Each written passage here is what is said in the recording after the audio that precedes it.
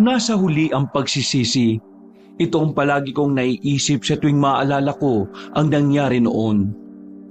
Isang karanasan na talaga namang labis naming pinagsisisihan hanggang ngayon. Buong buo pa rin sa alaala ko ang lahat, kabanong. Mula sa kung anong oras kami napadpad doon hanggang sa mga sandaling kinailangan na naming tanggapin na mawawala na ang nag-iisang tao na nagturo sa amin ng kahalagahan ng buhay. Kilalanin niyo na lamang po ko sa pangalang Jerry. Kabanong, mga kabangers at mga kayanggaw, ito ang aking kwento. Pero bago tayo magsimula, kung maaari sana'y pindutin niyo muna ang subscribe button kung bago pa lang kayo sa channel nating ito.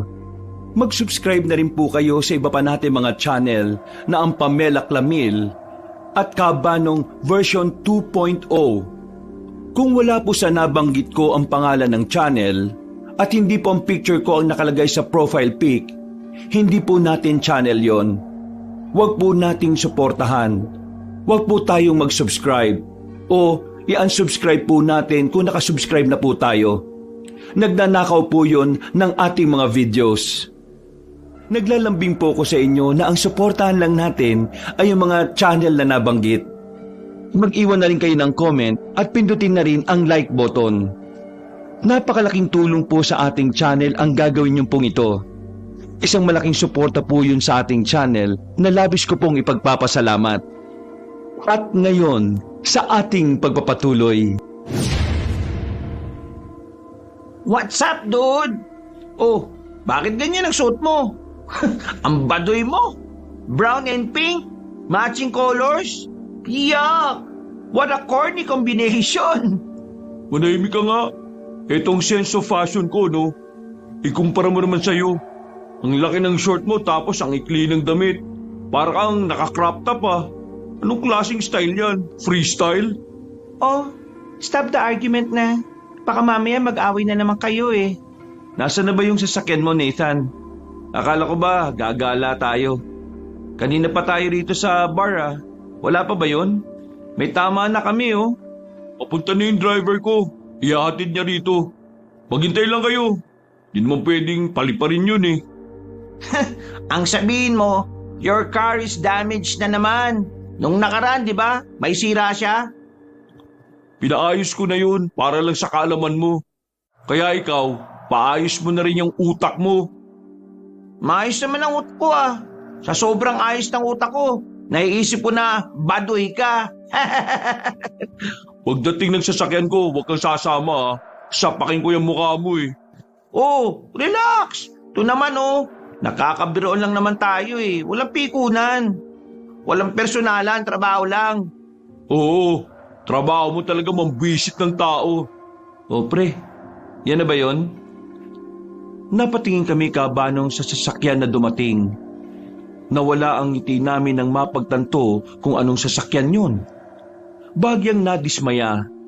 Alam kasi namin na sa aming magkakaibigan, si Nathan ang mayaman. Pero ang hindi namin maintindihan, sa dami ng pera ng tatay niya, bakit ganun ang sasakyan niya? Seriously? Owner? Akala ko pa naman, mga Mercedes-Benz. Ano to? May sinabi ba akong ganun ang sasakyan ko? Epal ka masyado eh. Ano, sasakay ba kayo? Kung hindi, mag-isa na lang ako mag-i-sleep over sa rest house namin. Bahala kayo sa buhay nyo. Kayo, ox na yan. Sasakyan pa rin naman yan eh. May 4 na gulong. Kita nyo naman umaandar. Ang mahalaga, makarating tayo sa rest house nila para naman makapag-relax-relax ng ilang araw doon. Wala naman akong sinabing hindi okay eh. Ito kasi si Nathan eh. Kung makapagyabang nung nakaraan, nakala ko pa naman eh may sports car. Ano? Nasama ba kayo? Hindi. Malayo-layo ang biyahe mula rito sa bayan ha. Kung ayaw nyo, mauna na ako. Ayaw kong umagahin kakahintay sa inyo, no? Noong mga sandaling yun ay pumayag na lang din kami. Ang mahalaga na lang sa akin, marating namin ang rest house nila. Katatapos lang kasi gawin ang bahay nilang yon. At sabi ni Nathan, gusto niya na kami ang unang gagamit noon dahil wala pa rin naman ang mga magulang niya dahil nasa ibang bansa. Mula sa bayan, kailangan namin bumiyahe ng mahigit 2 oras. Bukod sa malayo talaga, marami rin kasi kaming madadaanan ng mga lugar na malubak at talaga namang hindi pa maayos ang daan. Wow! Ayos din pala itong car mo ah. Kalmado lang ang takbo. Baka umagahin talaga tayo niyan ah. Puro ka reklamo. Kahit kailan, hindi ka naman nagkaroon ng sasakyan eh. Wala naman kasi ako mayamang magulang na nagbibigay ng owner na sasakyan. Tama ka na nga, Baloy. Baka mamaya pababain tayo ni Nathan sa ginagawa mo eh. Ang mahalaga, meron tayong nasakyan at makakapagbakasyon tayo dun sa rest house nila. Ang tanong, anong klaseng rest house na naman ba yan? Baka mamaya, literal na rest house lang talaga ah.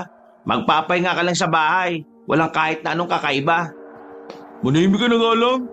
Baka naman kapag nakarating ka ron eh, hindi ka na umuwi. Ay nako, basta ako, naniniwala ako sa sinabi ni Nathan na malaki ang rest house nila. Maniniwala ka kasi crush mo si Nathan. Gumagawa ka na naman ng kwento. Pwede ka bang manahimik na muna? Tigil mo na nga yan. Nasa madilim na parte na tayo oh. Wala na mga ilaw yung mga poste. Nanahimik sila nang sabihin ko yon. Sa tuwing gagala kasi kami at mapapadaan kami sa mga ganong uri ng lugar, palagi kong sinasabi yon para lang manahimik sila. Alam ko kasing matatakotin silang dalawa, lalong-lalo na si Lyra. Si Nathan naman, sakto lang, tahimik lang na nagmamaneho at nakatuon lang ang atensyon sa daan. Naging seryoso na rin ang usapan. Ganoon kabilis nagbagong takbo ng kwentuhan dahil sa kinalalagyan naming lugar. Ikaw Baloy, ano bang balak mo sa buhay mo? Mabubuhay hanggat may buhay. Trabaho ayaw? Bakit naman ako magtatrabaho eh? Nakakapagtrabaho naman ang mga magulang ko. Magpapagod lang ako eh. Nagtapos ka pa ng pag-aaral tapos wala ka rin palang gagawin. Sana hindi ka na lang nag-aral. Nagsayang ka lang ng pera ng nanay at tatay mo eh. Ano? Sinabi ko bang pag-aralin nila ako? Kahit hindi mo naman sabihin, obligasyon nila yon.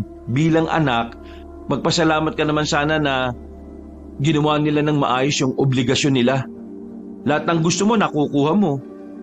Yung paghahanap ng trabaho, yun lang yung ganti mo sa kanila. Yung ipakitang may plano ka sa sarili mong future. Tama. Ito si Baloy. Habang tumatagal, patanga ka ng patanga eh. Sasabihan ka, puro ka ayaw mo. Wala pa nga ako sa wisyo maghanap ng trabaho. Kailan ka hahanap ng trabaho? Kapag matanda na mga magulang mo at hindi na nila kayang kumilos para sa sarili nila. Sa tanong na yun ni Nathan Cabanong ay biglang natahimik si Baloy. Para itong sinampal ng katotohanan. Sumeryosong mukha nito at napatingin na lang sa dinaraanan namin. Naintindihan namin na kaya ka ganyan eh dahil may sama ka ng loob sa kanila. Pero hindi habang buhay, may magandang may dudulot sa iyo yung ganyan. Siguro ngayon, hayahay pa ang buhay mo kasi nandyan sila. Pero kapag wala na sila, yung galit mo sa kanila, babalik sa iyo yan. Yan din ang magpapahirap sa iyo. Kasi mawawala sila na meron kang galit na hindi mo lang naayos. Habang ikaw, dala-dala mo yan hanggang pagtanda mo. Mahirap pa namang mamuhay ng merong galit sa kalooban. Maging ako'y napahanga ni Nathan sa mga sinabi niya, Cabanong. Sa aming tatlo, siya talaga ang pinakamaraming nasasabi tungkol sa realidad ng buhay. Galing kasi sa hirap ang pamilya nila bago sila yumaman. Kaya hindi na ako nagtataka na marami siyang alam pagdating sa maraming aspeto ng buhay ng isang tao. Oh, natahimik ka no? Masakit talaga masampal ang realidad, Baloy. Si Nathan pa talaga ang kausap mo sa ganyan ha? Bakit pa kasi ayaw mo na lang magtino para matapos na yung problema mo? Huwag ganyan, Lyra. Hindi mo dapat pinipilit maging okay ang isang tao. Lalo na kung hindi naman natin alam kung ano yung bigat na pinagdaraanan niya noon. Hayaan natin sila maghil ng kusa. Darating din yan. Parang may sumamang anghel sa biyahe namin dahil biglang namayan niyang katahimikan. Maya-maya lang, itinigil ni Nathan ang sasakyan sa gilid para umihi. Naiwan ako at si Lyra sa sasakyan. Si Nathan at Baloy ay lumayo na muna para makaihi. Jerry, ba't dito pa tayo tumigil? Tingnan mo, oh. Nakakatakot dito. Parang ganito yung daan na napapanood natin nung nakaraan sa sinihan, di ba? Yung nakakatakot. Yung biglang may lalabas na kumakain ng tao? Yung pangit yung muka? Oo, parang ganito nga yun ha. Bakit? Takot ka na? Sira, nananakot pa talaga. Hulaan ko anong naiisip mo ngayon. Kapre, duwende, multo o aswang. Hey, tumigil ka na nga. Parang timang. Pero alam mo ano yung pinaka pwedeng makita natin sa mga ganito? Aswang. Ano ba? Kasi nga 'di ba, ang mga kapre sa mga liblib sila. Hindi naman sila pumupunta sa kalsada para lang magpapansin. Yung multo naman, pwede rin naman pero mas trip na mga yun sa mga bahay. Ayaw kasi nilang nauulanan eh. Yung duwende, hindi rin pwede rito. Sa lit nila, baka masagasaan sila. Pero yung aswang, pwedeng pwede kahit saan. Gara pala mga siraulong yun eh. Kumbaga, sa sobrang kapal ng mukha nila, kahit anong lugar, wala silang pinipili. Magpapakita talaga sila. Kapag ako naihirito sa sobrang takot, wag mo akong sisisihin ha. Joke lang naman, to talaga oh. Hindi nakakatuwa ang joke mo, Jerry. Di sorry. Oh, ano pinag-uusapan nyo? Wala, inukwentuhan ko lang naman siya ng mga nakakatakot na galit. Bakit? Ano bang kinatatakot mo, Lira? Itong kinalalagyan natin? Sinabi ko kasi sa kanya na sa mga ganitong lugar nagpapakita ang mga aswang. Matagal nang walang aswang, no? Moderno na ngayon. Kaya napaka-imposibleng may aswang dito. Di mo kailangan matakot. Ay naku, bala na nga kayo. Oh, saan ka pupunta? Bumaba siya ng sasakyan kabanong. Maglalakad na lang siya paalis nang bigla siyang may naalala. Napatigil siya. Napadabog pabalik ng sasakyan. Napagtanto niyang mas matatakot siya kung maglalakad siyang mag-isa. Tawa na lang kami ng tawa ng mga sandaling yun, kabanong. Maya-maya pa, nakabalik na rin si Baloy. Pinagpatuloy na rin namin ang biyahe, pero wala pang isang minuto, tumigil na naman kami sa gilid. Ang akala ko, nasiraan na kami. Oh, anyari? Bakit ka tumigil? Naiihi ka na naman ba? Nasiraan na yata tayo. Hindi. Ano? Kulang na yata yung gasolina. Ha? Anong kulang? Hindi mo ba chinek kanina? Hindi. Kaya pala kanina pa ako nakakaamoy na parang may nasusunog. Tuyo na pala. Ay sus, pambira ka naman pare oh. Sa ganitong lugar pa talaga wala namang gasolinahan dito. Kasalanan nyo rin naman kasi. Kung hindi nyo sana nilait-lait tong owner ko, hindi ako nawala sa focus. Nakakalimutan ko tuloy. Sinaulo din kasi yung naghatid sa'yo ng sasakyan na to eh. Di mo lang pinalagyan ng gas. Oy, anong gagawin natin ngayon? Maghanap na lang muna tayo ng pwedeng tumulong sa atin. Baka may mahingan tayo ng gasolina. Seryoso ka ba? Mahihinga ng gasolina? Bakit? May sarili ba silang gasoline station? Kung wala kang maiisip na paraan, huwag ka na nga lang magsalita. Wala ka nang naitutulong Sus, puro kayabangan kasi nung nakaraan wala naman pala. Di sana hindi ka na rin sumama ngayon. Tanga ka rin no? Sinong tanga? Sino kaya pinandar ng malayo yung sasakyan ng hindi man lang nagpa-full tank? Kayo na nga lang magkamuka, nag-aaway pa kayo. Ang mabuti pa, puntahan na lang natin yung mga may ilaw na yun para mga may nakatira dun Napatingin kami sa ibaba ng kinalalagyan namin. Natanaw namin ang mga ilaw na halos magkakadikit lang din. Kaya ang unang pumasok sa isipan namin, baka naroon ang mga taong makakatulong sa amin. Nakakaramdaman kami ng pagkailang, wala kaming choice. Kailangan naming maghanap ng makakatulong dahil kung hindi, aabutin kami ng siyam-siyam. Buti sana kung madalas na may dumaraan sa kalsadang yun. Sigurado ka bang ayos lang naiwan natin yung sasakyan mo ron? Wala naman tayong choice pre. Di naman natin mabibit-bit yun. Kung sa bagay, may punto ka naman. Malayo yata yung lalakarin natin Nako, naka-heels pa naman ako. Alam mo naman kasi maglalakad tayo, nagganyan ka pa. Ano bang mangyayari to? Alam ko, Pwede ba wag na nga kayo maingay? Baka mamaya marinig pa kayo ng mga aswang dyan eh. Aswang ang pinagsasasabi mo. Tinatakot ko lang to si Lira. Nakakatawa ka, no? Nakakatawa. Oh, dahan-dahan ha. Pababa na tayo. Baka mamaya madulas pa kayo. May supply ng kuryente sa lugar na yon. Kaya pagdasal natin ha, merong gasolina dyan. Butik. Pa yun. Napatigil kami nang merong matapakan si Baloy na kung ano. Medyo madilim kaya hindi agad namin nakita. Kaya ang ginawa ko, tinutukan ko ng ilaw.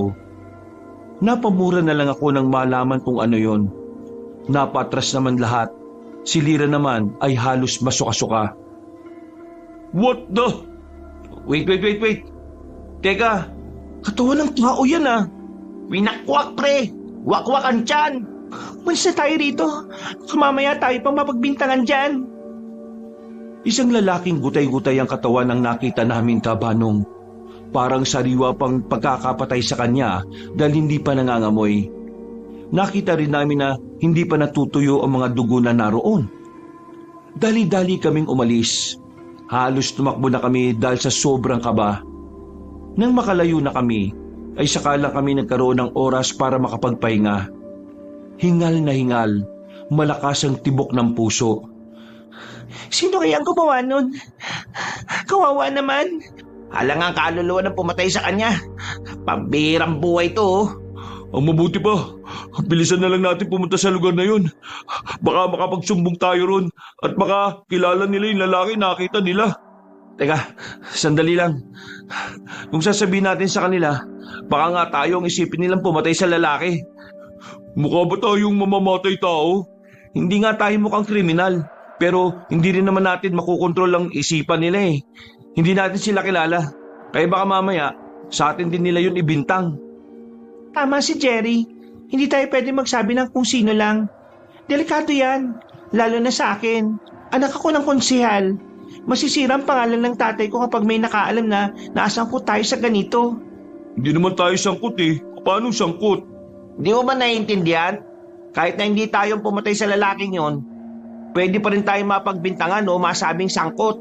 Kasi tayo nakakita.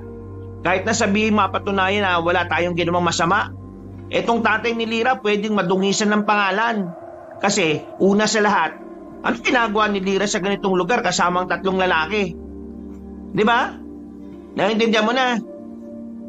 Hindi na nakapagsalita pa si Nathan. Maging kami sandali na munang nanahimik.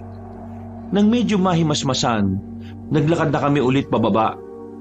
Noong mga oras na yon, aminado kong medyo kinakabahan na rin ako. Ang pagbibiro na ginawa ko ay hindi ko na masabi kay Lira. Naging seryoso ang mga sumunod na sandali namin. Maya-maya pa, mas nakita na namin ang malapitan ng baryo. Parang pangkaraniwang baryo lang yon sa paningin namin. Kagaya lang din ng madalas naming nadaraanan. Hindi na kami nagdalawang isip.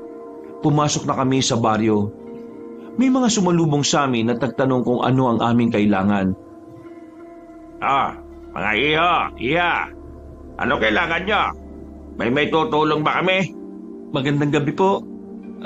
Magtatanong lang po, meron po ba kayo ritong gasolina? Nako, sa uri ng lugar namin, mukha ba kaming nagtitinda ng gasolina? Pasensya na po, nagbabakasakali lang naman po kami. Nawalan kasi ng gasolina yung sinasakyan namin eh. Kailangan lang talaga namin ng tulong. Walang problema, yung apo ko, merong tricycle. Kung kailangan nyo talaga ng tulong, magpapasuyo ko sa kanya na kumuha sa bayan. Yun nga lang malayo. Kamamayang 12:00 pa siya makabalik. Halos 2 oras din ang biyahe niya eh. Alam niyo naman sa daan, puro malubak. Ano, palag ba? Magkano po? Magkano? Kahit bahala. Basta wag naman sobrang baba Teka, may tutulugan na ba kayo? Ang ibig ko sabihin yung mapagpapahingahan lang. Kasi baka antukin kayo kakahintay. Pwede naman doon na muna kayo sa bahay ko. Hindi po ba nakakahiya? Hindi nyo naman kami kilala eh. Naman ako mahihiya magbabayad naman kayo. Bakit? Akala nyo ba libre yung pagtuloy? Nako, wala nang libre ngayon. Siyempre may bayad. Ayos din pala to no? Pero sige, palag na. Basta makaalis lang kami. Ako nga pala si Manggarin. Halika kayo, dito tayo dadaan. Wait, bakit dyan? Dito yung daan. Mas marunong ka pa ako nakatira dito. Mas malapit ang daan dito kaysa dyan. Baka mamaya, painumin pa kayo ng alak na mga lasenggo dyan di mas mabuti pang sumunod na lang kayo sa akin. Napapailing na lang kami sa sinabi niya. Sa gilid kami dumaan. Medyo madilim doon. Iskinita lang talaga. Makalipas lang ang ilang minuto, nakarating na rin kami sa bahay niya. May kadiliman dahil iisang ilaw lang ang meron sa loob. Sa bakuran wala. Nakakalat pa ang mga gamit niya ron. Tumito na muna kayo. Huwag kayo lalabas ha. Pupuntahan ko lang yung apo ko para utusan siyang bumili ng gasolina. Heto po yung pambayad ng gasolina. Pagkabalik niya, saka na lang kami magbabayad sa inyo ng pera. Wala namang problema sa akin. Basta ba, sigurado Mukha ba kaming tatakbo? Oo, lalo na ikaw. Hindi, biro lang. O sige na, puntahan ko na siya. Lakas din ng tama no. Magtitiwala ba talaga tayo sa kanya? Wala naman tayong choice. Kailangan nating subukan. Kung sakali mang may gawin sa ating masama yung matanda, akong bahala. Bibigwasan ko kagad yun. Kanina pa ako naiirita Feeling close kasi ang putik. Nanahimik lang kami sa loob ng bahay ni Manggarin. Umaasa sa pagbabalik niya ay may maganda na siyang balitang daladala. Pero nakakakalahating oras na hindi pa rin niya kami binabalikan. Tagal naman ang matandang yun. Niloloko lang yata tayo nun Oo, kalma mo nga yung itlog mo. Maghintay ka dyan. Tis-tis lang. Baka mamaya pagbalik nun, may daladala ng gasolina. Inaantok na ako. Pwede bang matulog muna? O sige, matulog ka dyan sa papag. Dito na lang kami sa katre. Baka naman iwan niyo ako Sira ulo, bakit ka naman namin iiwan? Malay ko ba? Pare-pareho lang naman ng mga lalaki, di ba? Mangiiwan. Agoy! Dami mong drama. Matulog ka na nga lang. Humiga na si Lira sa papag ni Manggarin. Habang kaming tatlo, nag-uusap lang kami ng kung ano-ano. Nalilibang na kami noon. Hindi na namin namamalaya na isang oras na pala kaming hindi binabalikan ng matandang si Garin. Medyo naiinip na kami. Iniisip namin, baka itinakbo na niya ang perang binigay ko. Subukan niya lang itakbo yun. Susunugin ko tong bahay niya. Kalma. Pera ko naman yun Kalmahan lang natin Pera mo, pera na kung sino rito.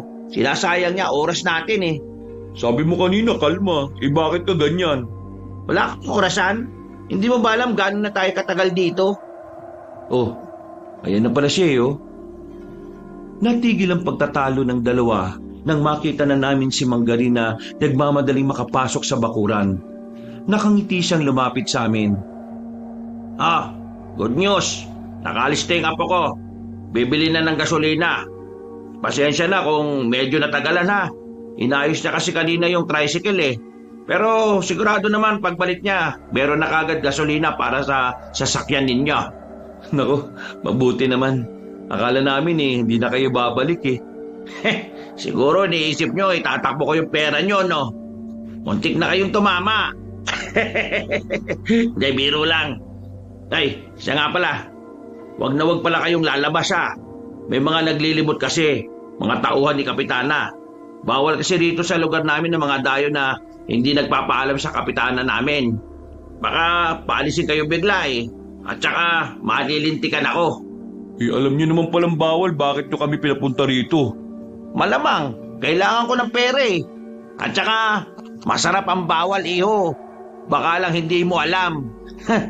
Basta, sundin nyo na lang yung sinasabi ko Sige Ay teka, saan punta nyo? Kararating nyo lang Ay, dyan lang. Abala kasi akong tao Kung inaantok kayo, pwede naman kayong magpahinga dyan. Gigisingin ko na lang kayo kapag nandyan na yung apo ko. Kailangan nyo magpahinga kasi baka madaling araw na yung biyahe ninyo. Naglakad na naman pali sa matandang lalaki at wala na kaming nagawa kundi ang hayaan na lang siya. Napapakamot na lang kami sa ulo. Pumasok na lang kami sa bahay. Nakakaramdam na rin kami ng antok noon. Pero pinipilit naming hindi makatulog. Ang kaso nga lang, wala na kaming mapag-usapan noon. Kaya nakatulala na lang kami sa kung saan. Hindi na namin namalaya na unti-unti na pala kaming nilalamon ng antok. Nagising na lang ako. Nakakarinig na ako ng usapan sa labas. Kahit na hindi naman ganun kalakas ang boses nila, malinaw sa pandinig ko kung ano ang pinag-uusapan nila. Talagang ililihim mo sa akin ang tungkol sa kanila? Kailan ka pa naglakas ng loob na gawin to, Garin? Kapitana, hindi ko naman ililihim talaga sa iyo eh. Nagkataon lang na gabi na at naisip ko na bukas na lang sabihin sa iyo. Kako, baka nagpapahinga na kayo sa mga ganitong oras. Huwag mo kong linlangin, Garin. Kilala kita. Minsan mo nang tinangka na solohin ng mga biyaya. Kapitana naman, ang tagal na doon. Nagbago na ako. Hindi na ako kagaya ng dati. Ang sabihin mo, balak mo silang solohin para may pagkain ka ng 1 buwan. Ang dami nila, oh. Hindi mo man lang ba naisip na bahagi na ng mga kalugar natin? Napakaswapa mong tao, Garin. Nung una ka, Banong, inakala kong ang usapan nila ay tungkol lang sa pera. Pero maya-maya lang, mas lalo akong nagkaroon ng interes na pakinggan sila sa mga sumunod kong narinig. Minsan lang magkaroon ng mga dayo rito. Kaya minsan lang tayo makakatikim ng mga kagaya nila. Kaya alam ko, wala kang ibang balak kundi sarilinin sila at itago sa akin. Baka makasalanan mo. Nilalabag mo ang ating patakaran, Garin. Kapitana, maniwala kayo. Wala akong balak na solohin sila. Hindi ko naman sila makakain lahat eh. Baka maimpatyo lang ako. Siyempre, hahatian ko ang mga kalugar ko. Ang sinasabi ko lang naman, gumagawa ko ng paraan para hindi sila umalis. Para hindi sila maghinala. Kapag sinabi ko kasi sa iyo agad na nandito sila, baka magkaroon na sila ng hinala na may gagawin akong kakaiba sa kanila. Paano sila maghihinala kung sasabihin mo lang naman sa akin? Shh! Nagpapalusot ka na lang eh. Patanga-tanga ka pa. Isuko mo sila sa tanggapan ko. At mamayang 4:00, sisimulan na natin silang hati-hatiin para mapagsaluan sila at lahat ay makakain. Huwag kang swapang, Garin, ha? Hindi lang ikaw ang aswang na nagugutom dito. Maniwala kayo. Sumama ka nga muna sa akin. Kailangan mong pirma ng kasulatan na ikaw ay nakakasala dahil sa pagiging makasarili mo. Pero baka magising na sila. Mag-iiwan ako na magbabantay rito. Sumama ka na, bago pa ako mapuno sa'yo. Maya-maya lang, Banong, ay nasilip ko na silang umalis. Merong 2 lalaking naiwan na nakatayo sa harapan ng bahay. Noong mga sandaling yon, nangilabot na ako. Nagtindigan ng mga balahibo ko sa aking narinig. Wala akong sinayang na oras. Agad kong ginising ang mga kasama ko. Huy! Magsigising kayo! Gising! Gising! Oo, ano ba? Katutulog ko lang eh. Oh, bakit ba, pre? Nandyan na ba yung apo ni Meron. Narinig ko nag-uusap si Mang Garin at yung kapitanan nila. Chismoso ka pala eh. Sira ulo, kailangan na nating umalis dito. Nandyan na nga ba yung gasolina? Narinig ko sila. Sa kanila mismo nang galing na aswang sila. Ha? Ano? Seryoso ka ba? Totoong sinasabi ko. Narinig ko nga. Yun ang sabi nila. Hindi totoong merong gasolina na darating para sa atin. Niloloko lang nila tayo. Mamayang mga 4:00, kakatayin na nila tayo. Paghahati-hatian na nila tayo. Kaya kailangan na nating umalis dito. Bilisan nyo na. Pre, hindi kami gumising ng para lang makipaglokohan sa'yo ah. Ano bang trip mo? Putya naman oh. Anong tingin nyo sa akin? Gumagawa ng kwento? Tingnan nyo nga ako sa mga mata kung nagsisinungaling ako. Hindi na nga ligtas ang buhay natin dito. Totoong aswang, pre. Ang mga nandito, aswang. Si Mang Garin at yung kapitana. Pati yung mga nakatira dito. Pre naman eh. Lintik naman oh. Kung ayaw niyo maniwala, magsa akong aalis. Bahala kayo sa buhay niyo. Teka sandali, sasama na ako. Ako rin. Kahit hindi ko alam kung trip lang ba to. Ako na rin. Bahala na. Naku, sasama rin pala kayo. Binabad trip niyo pa ako. O sige, tara na. Hindi tayo pwedeng dumaan dyan sa harapan. May dalawang lalaki nagbabantay. Tingnan niyo sa labas. Yang dalawang yan, aswang din ng mga yan, panigurado. Meron ako nakitang pinto sa likod Pwede siguro tayong dumaan doon. Nagmamadali pero maingat ang bawat takbang namin nang dumaan kami roon, Kabanong. Walang kamalay-malay ang dalawang lalaking nagbabantay na wala na kami sa loob ng bahay. Mabilis ang lakad naming ginawa. Pero hindi pa man kami nakakalayo sa bahay ni Manggarin, narinig na namin ang malakas na angil ng mga aswang. Palagay ko noon, nalaman na nilang wala na kami. Nakatakas na kami. Sa puntong yun, nakita ko sa mga kasama ko na parang naniniwala na rin sila sa mga sinabi ko. Kaya naman sinimulan na rin namin ang pagtakbo. Mabilis, karipas, parang mauubusan na kami ng lupa. Pero maya-maya lang, nakaramdam ng pagod si Lira. Kaya kailangan na muna naming tumigil para makapagpahinga. Teka lang naman, ang sakit na ng tagiliran ko. Pahinga na lang muna tayo, pwede? Bilisan niyong magpahinga. Baka maabutan na nila tayo. Sira ulo ka ba? Paano kung bibilisan ng pagpapahinga? Pwede ba yun? Naku naman Dapat kasi naging lalaki ka na lang para hindi ka namin hinihintay palagi. Di ba una ka ng buwisit ka? Ngayon pa talaga nag-away tong dalawang to. Oh, kumalma na muna kayo. Huwag kayong mag-ingay. Baka mamaya marinig na tayo ng mga aswang eh. Nanahimik naman sila, Kabanong. Pero sa pagpapahinga namin, nagkaroon ng pagkakataon ng mga aswang na makaabot sa amin. Naramdaman na lang namin na nasa paligid na sila. Tinakpan ko na ang bibig ni Lira para hindi sila makapag-ingay. Si Nathan at Baloy naman, napasiksik na lang din sa puno na pinagtataguan namin. Hanapin niyo yung apat na yan. Hindi pa nakakalayo yan. Bilisan niyo. Pare-pareho tayo mayayari kay kapitanan nito eh. Lalo na kayong dalawa dyan. Makinutil. Pinagbabantay kayo lang maayos, tatakasan pa kayo. Migwas ako kayo dyan eh. Hinintay na muna naming tumahimik ang paligid. Nang silipin ko sila, ay nakalagpas na sila sa amin. Naghintay na muna kami ng halos 5 minuto bago kami lumabas sa aming pinagtataguan. Pero ang hindi namin alam, may makakasalubong pa pala kaming isang aswang. Isang lalaking matangkad pero payat. Napatigil kami sa paglalakad. Ganon din ang lalaki. Na parabang kagaya namin, nagulat din siya na nasa harapan niya na kami. O ano? Tinadyakan ko sa mukha ang aswang. Gumulong siya pababa. Noong mga sandaling yun, ay nauna nang tumakbo ang 3 kong kaibigan. Nang makita kong hindi pa nakakabangon ng aswang, nagmamadali na akong sumunod sa kanila. Teka, nasan si Lira? Si Lira? Nasa likod lang yung kanina eh. Gagi kayo. Bakit nyo iniwan? Hindi naman namin siya iniwan eh. Nakakapit pa siya kanina sa damit ko. Hindi ko naman alam na nawala na pala siya.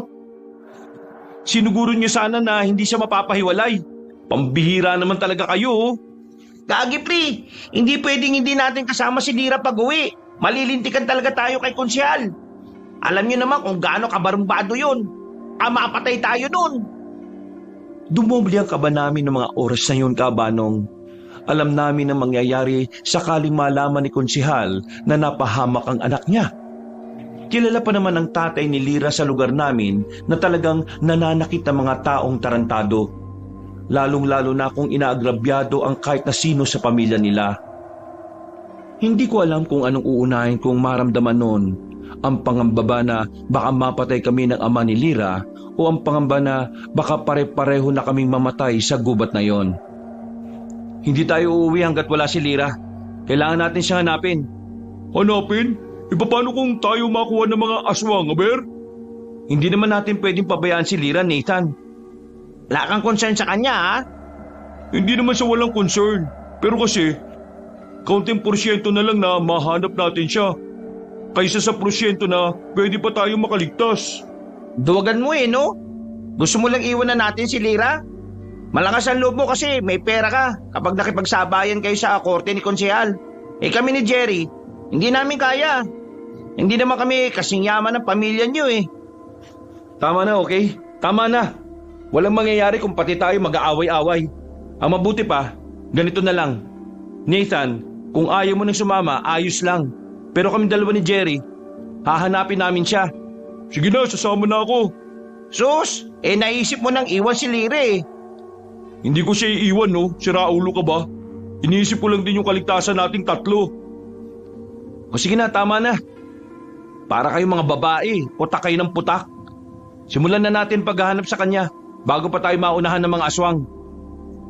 Kahit na alam namin peligroso ang oras na yon, hindi kami nagpatinag sa kaba para lang mahanap si Lira. Madilim ang dinaraanan namin. Makilang beses na rin kaming may naapakan na matutulis, pero hindi namin ininda yon. Ang tanging nasa isip namin ay makaligtas at maisama sa pag-alis si Lira. Pre, tingnan nyo tsinelas ni Lira to Mukhang dito siya dumaan. Tumbukin natin to. Laksan nyo lang ang pakiramdam nyo Baka may biglang humablot sa atin Mahirap na. Wala pa naman tayong panlaban sa kanila. Kamao sa kamao kung sakali makasagupa natin sila. Hindi kakayanin ng kamao. Mababangi sila Nakita mo naman kanina, naglalaway sila na para mga asong baliw. Ang hahaba pa ng kuko. Ang kailangan natin gawin, iwasan sila. Tama si Baloy. Hindi natin sila kakayanin. Mas mahihirapan tayong mahanap si Lira kapag nagtagal pa tayo sa kanila. Sa aming pagpapatuloy, ang kabilang pares naman ng tsinelas ni Lira ang nakita namin. Sinundan namin ang maaring direksyon na pinuntahan niya. Sa kasamaang palad, napadpad naman kami sa tinatambayan ng isang aswang. Nakita namin na naroon ang tinuturing nilang kapitan na ang pangalan ay Amaya. Walang ya. Sa kahit saan sigurong parte ng gubat may aswang. Malis na tayo. Delikado pala rito Teka lang. Dito muna tayo saglit. Bakit? Gusto mo bang magpahuli sa kanila? Papakinggan natin yung sasabihin nila para malaman natin kung nahuli nga ba nila si Lira. Lumapit pa kami ng bahagya para mas marinig namin ang kanilang pinag-uusapan. Napansin naman namin na naroon din pala si Manggarin. Makailang beses itong binatukan ng kapitana. Inis na inis sa kanya. Isa ka ring inutil ka rin. Babae lang yon, dalaga lang yon. Mas mahina sa inyo. Ako'y natakasan Anong gagawin namin? Mas mabilis ang tumakbo kaysa sa amin Tanga ka ba? Nang mas mabilis aswang kayo. Tao lang yon. Mas mabilis ang aswang tumakbo kaysa sa pagkaraniwang tao. Tigilan mo nga ako sa katwira mong siraulo ka Banas na ako sa iyo. Ikaw naman kasi. Kung hindi na sana tayo umalis kanina sa bahay ko, hindi naman sana sila makakatakas. Ngayon, ako ba sinisisi mo?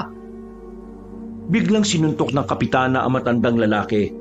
Maging kami ay nagulat din dahil biglang tumalsik si Manggarin. Hindi namin inakala na ganun kalakas sa matandang babae kahit na may edad na rin ito. Kinilabutan kami. Muntikan pa ako makapag-ingay. Buti na lang ay natakpan ni Baloy ang bibig ko. Hindi naman kita sinisisi.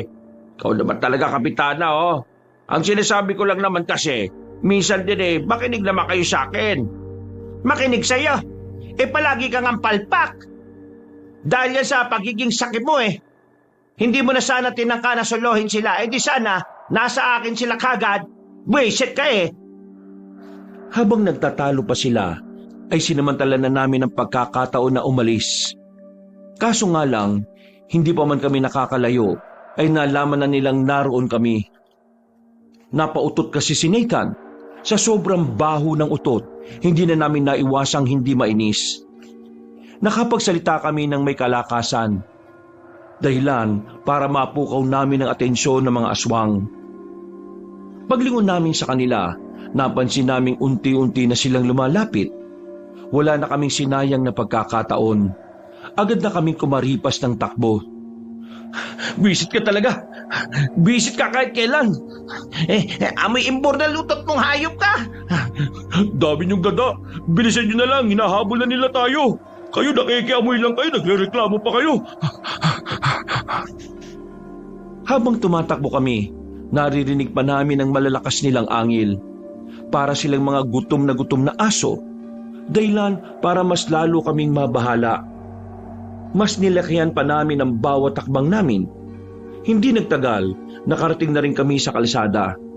Kaso sa kasamaang palad, wala namang dumaan na sasakyan. Wala kaming makitang pwedeng tumulong sa amin. Kaya wala kaming magagawa. Tumakbo lang kami ng tumakbo. Habang ang mga aswang ay parang hindi napapagod kakasunod sa amin. Dito, bilis! Putik na yan, ang babagal nyo! Sandali! Maghintay ka naman! Pumasok kami ulit sa gubat. Sa gubat lang kasi kami magkakaroon ng pagkakataon para makapagpahinga. Dahil doon lang may mapagtataguan. Nang mapansin naming hindi na sila sumusunod, mabilis kaming dumapa sa ilalim ng halamanan na may makakapal na dahon. Wala na kaming pakialam kahit na pwede kaming makagat o matuklaw ng ahas doon. Wala na ba? Mamaya na, huwag tayo makampante. Ang katirito eh. Pwisit! Natigil ang pag-uusap namin nang maramdamang tila may nakatayo sa likuran namin. Pagtingala namin, isang matandang lalaki ang naroon. Kahit madilim, ramdam naming matalim ang tingin na pinupukol niya sa amin. Napabangon kami, pero napako kami sa kinatatayuan namin nang makitang meron siyang hawak na mahabang patalim. Teka, sino to? Aswang ka rin ba? Pakiusap, huwag kami. Wala naman kami ginagawa masama sa inyo eh. Hindi namin ipagkakalat na totoo kayo. Huwag niyo lang kami sasaktan. Anong ginagawa nyo rito sa gubat? Wala, tinatakasan lang namin yung mga kasama mo. Hinahabol kasi nila kami. Hindi ko sila kasama. Ibig sabihin hindi ka aswang? Hindi ako aswang. Pero hindi ibig sabihin nun, hindi ko kayo mapapatay. Wag! Wala naman kami ginagawa masama eh. Gusto lang naman naming makaligtas. Promise, hindi kami masasamang tao. Takot na takot kayo. Para kayong mga batang uhugi na walang magawa. Sino ka ba? Bakit ka may hawak na ganyan? Huwag kayong mag-alala. Hindi rin naman ako masamang tao eh. Ang mabuti pa sumunod kayo sa akin. Nagkatinginan kaming tatlo. Wala kaming tiwala sa matandang yon. Parang mula nang mangyari ang lahat ng yon, nahirapan na rin kaming magtiwala sa mga hindi naman namin kilala. Oh, ano pang tinitingin-tingin nyo? Ayaw nyo bang makaligtas? Paano ko makakasigurado na hindi ka nga aswang? Merong dinukot ang matandang lalaki sa bulsa niya. Dalawa yon. Ang isa'y hinagis niya sa akin at agad ko rin namang sinalo. Isa pala yung bawang. Kinain niya ang kanya at ninuya niya pa sa mismong harapan namin. Hindi ako aswang. Sa katunayan, ako ang bangungot nila. Kaya kung gusto ninyong makaligtas, sumama kayo sa akin. Dadalhin ko kayo sa lugar na kung saan hindi nila kayang itapak ang paan nila. Kahit na nagdududa pa rin kami, sumama na lang kami sa matanda. Sa isip-isip ko noon, 3 naman kami. Kaya kapag may ginawang masama ang matandang yon, pagtutulungan na lang namin siya. Tahimik lang kami na nag-oobserba sa bawat galaw ng nasa harapan namin. Palingon-lingon siya sa tabi-tabi. Hindi namin inalis ang tingin namin sa kanya. Makalipas lang ang halos 1 oras na paglalakad, nakarating na rin kami sa isang kuweba. Malaki ang bunganga ng kuwebang yon. Nahalatang tinatambayan yon ng tao dahil may liwanag sa loob. Sandali lang. Sigurado ka bang dito ka nakatira? Wala naman ako sinabi na dito ako nakatira. Ang lugar nito ay kuta ng mga kagaya kong albularyo. Albularyo? Alam kong nagdududa kayo sa akin. Pero huwag kayong mag-alala. Naintindihan ko rin naman kung bakit. Pero kung gusto niya lang naman talagang makaligtas, sumama kayo sa akin sa loob. May trauma na kami sa matatanda eh. Lalong-lalo na sa matandang lalaki. Sa oras na linlangin mo kami, hindi kami magdadalawang isip na Bugbugin ako. Wala namang problema eh. Pero tingin ko, kahit 3 kayo, hindi naman kayo uubra sa akin. Partida, may edad pa ako. Ngumiti siya sa amin ng nakakaloko. Nakatinginan na lang kaming 3. Nauna na ulit naglakad ang matandang lalaki. Sumunod na kami sa kanya. Medyo namamangha kami. Maayos ang loob ng kuweba at may ilang gamit na rin doon. May parang mga binungkal at ginawang kwarto, pero walang pinto. Nasaan ang ibang tao dito? Wala. Naglilibot sila sa ganitong oras. Para maghanap ng aswang? Oo. Patunayan mo nga sa amin na pumapatay ka talaga ng aswang. Hindi pa ba sapat itong patunay? Baka mamaya makulitan na sa ating itong matanda palayasin tayo rito. Aba, dapat lang naman na patunayan niya sarili niya. Wala namang masama, di ba? Lalo na't nakatakas lang din naman tayo sa kamay ng mga nilalang na yon. Kung katibayan ang hanap ninyo, hindi sumunod kayo sa akin. Meron ako ipapakita sa inyo. Kaunting lakad lang, meron kaming narating na parte ng gubat na medyo makipot ang daan. Pero pagpasok namin doon, nakita na namin ang 3 kabaong. Kakaibang disenyo ng kabaong. May mga nakaukit na imahe ng mga demonyo at mukhang antigo na ang kahoy. Nasa loob ng 3 kabaong na yan ang buto-buto ng 3 mababangis na aswang na napaslang namin ng 10 taon na ang nakalilipas. Hindi namin yan nilibing kasi hindi yan pwedeng mahanap ng mga aswang. Kaya naman dito namin nilagay ang 3 yan kasi dito hindi sila makakapasok sa dami ng pangontrang nakalagay. Bakit hindi nyo nalang wasakin ang mga buto nila? O kaya naman sunugin nyo na lang? Yun naman talaga ang dapat namin gawin. Pero hindi pa sa ngayon. Kailangan na muna naming mahuli ang pinakamalakas na aswang para isabay na namin siyang sunugin sa 3 aswang na nandyan sa kabaong. Yung gagamitin kasi namin pang sunog, isang gamitan lang yon. Wala na kaming mahahanap na ganon. Sayang naman kung hindi namin isasabay si Amaya. Ano bang meron sa pagsunog na yun at bakit parang sinusulit ninyo? Ang tawag namin sa langis na yun ay Arsus. Para itong gaas, na kapag inapuyan at naabo ka ron, hindi lang katawan mo ang mawawala sa mundo, pati na rin ang kaluluwa. Ibig sabihin, mamamatay din pati ang kaluluwa ng sino mang masusunog gamit ang Arsus.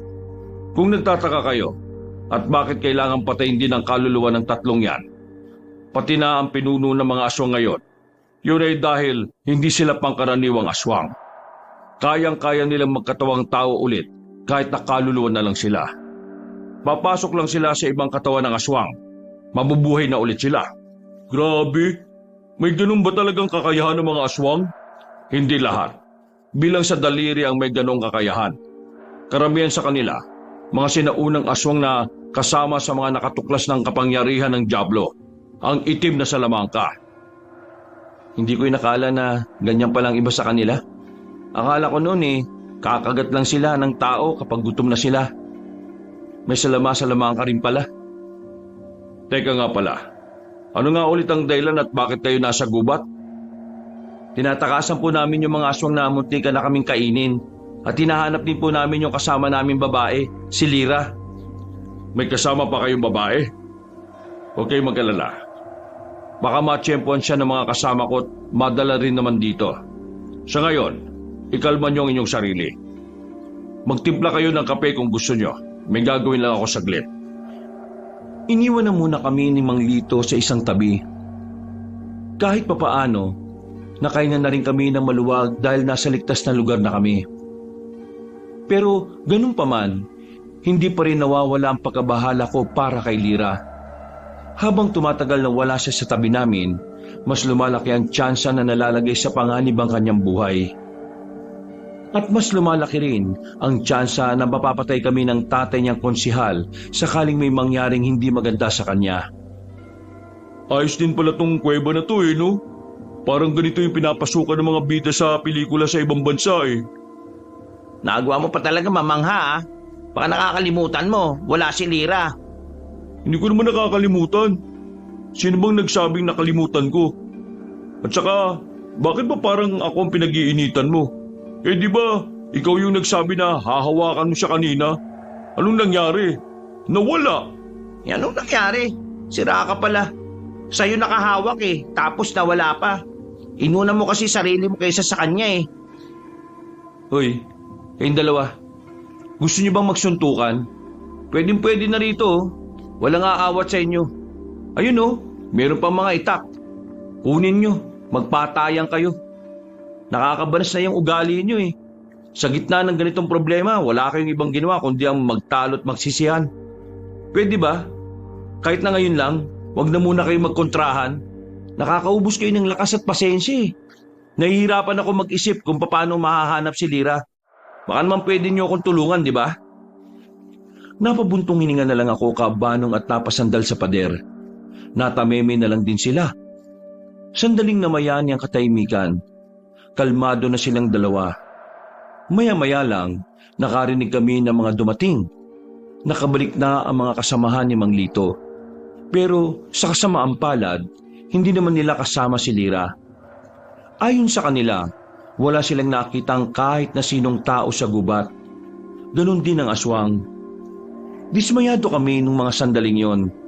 Kabado, nababahala na baka may nangyari na talagang masama kay Lira. Hindi ko maiwasang hindi sisihin ang sarili ko noon. Kung alam ko lang na mawawalay siya sa amin, hindi ko na siya binitiwan pa. Tumito na muna kayo at magpalipas ng gabi. Bukas na kayo umalis dahil delikado ko ngayon. Hindi pa kami pwedeng bumalik sa amin nang hindi kasama si Lire. Siguradong papatayin kami ng tatay nun. Gusto niyo munang dumito na muna at sabahan kami sa paghahanap sa kanya? Yun nga po ang napag-usapan namin. Kung pwede lang naman. Wala namang problema. Mas maganda nga sumama kayo Pandagdag din kayo sa bilang namin. Magsikat ng araw, sisimulan natin ng maaga ang paghahanap sa kaibigan ninyo. Sa ngayon, magpahinga na muna kayo. Maraming salamat ho. Saka ka na magpasalamat kapag naibalik na namin sa inyo ang kaibigan ninyo. Bakit nyo ito ginagawa?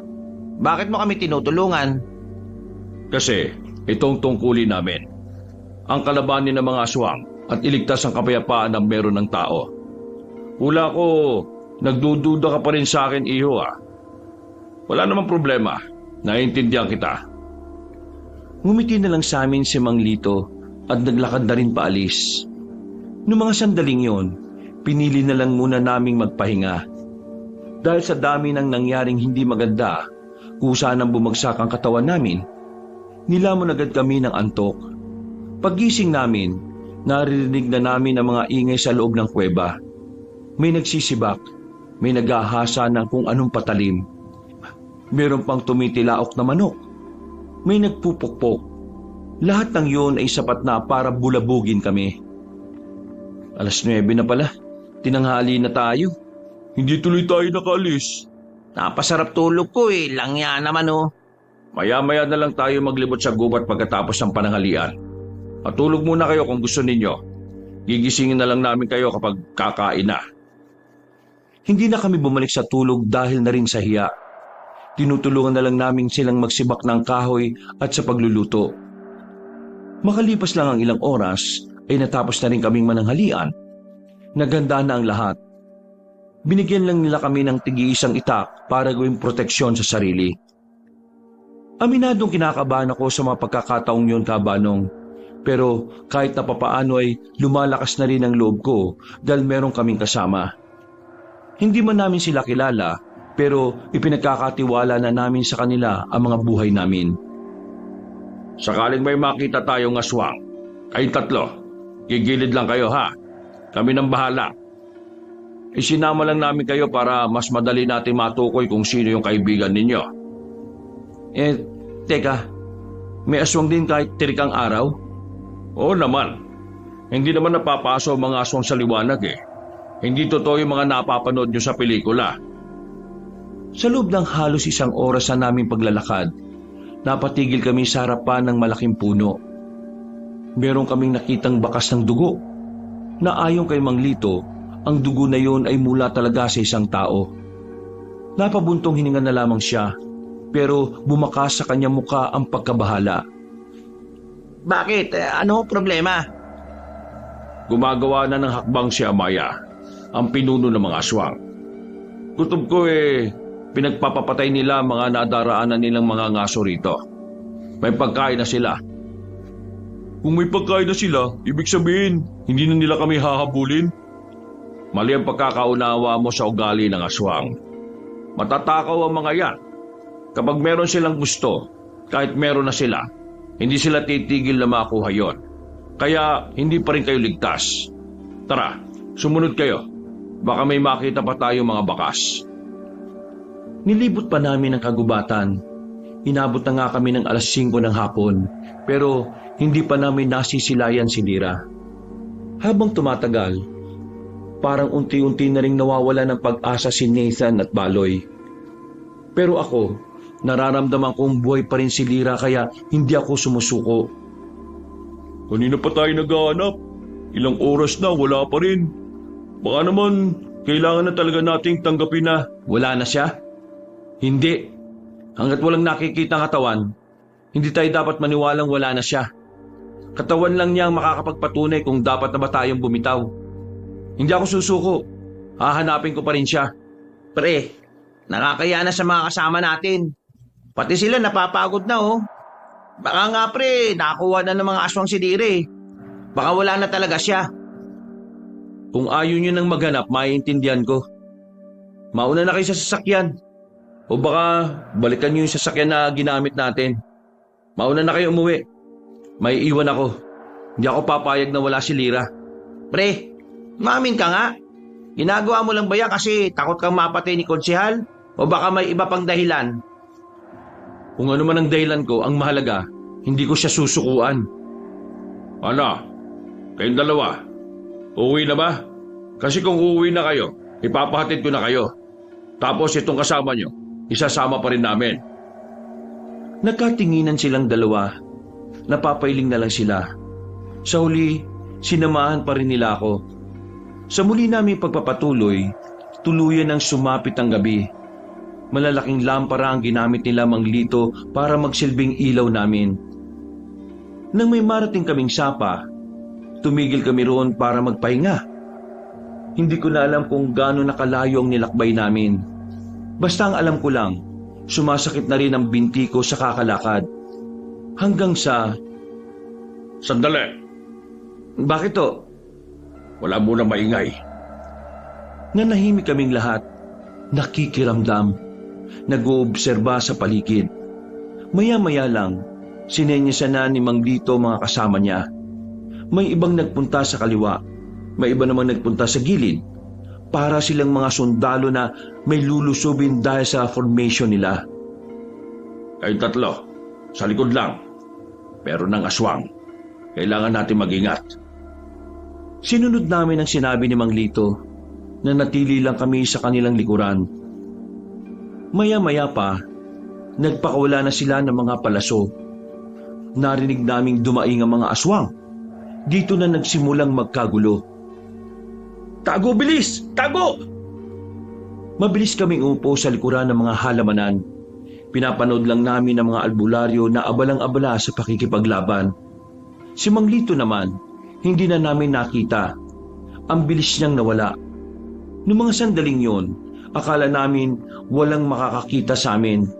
Pero pagtingin namin sa likuran, isang aswang ang nakatingin sa aming kinalalagyan. Naglalaway, parang natatakam. Tanga mo kasi Nathan eh. Di mo pinatay ang hawak mong lampara. Abay, malay ko ba? Maganda na kayo. Anong maganda? Oh! Biglang tumakbo si Nathan. Sumunod naman si Baloy. Kaya wala na akong nagawa kundi sumunod na lang din sa kanila. Napalayo na kami sa mga albularyo. Hindi rin naman kasi kami pwedeng manatili roon dahil nagkakagulo sila.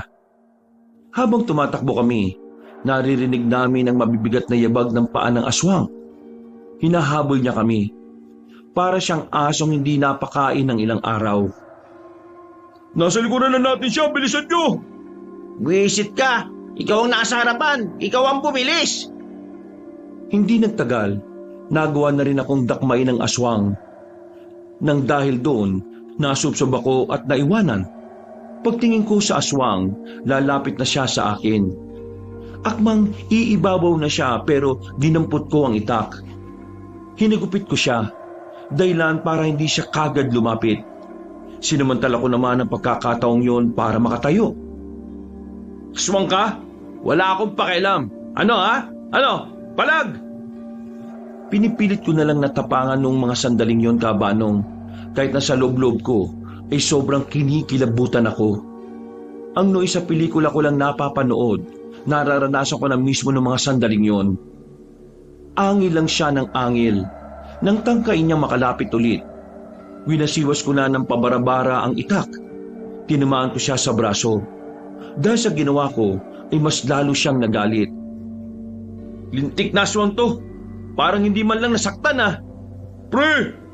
Palaga natin! Isa lang naman yan eh! Mga siraulo, bakit kayo bumalik?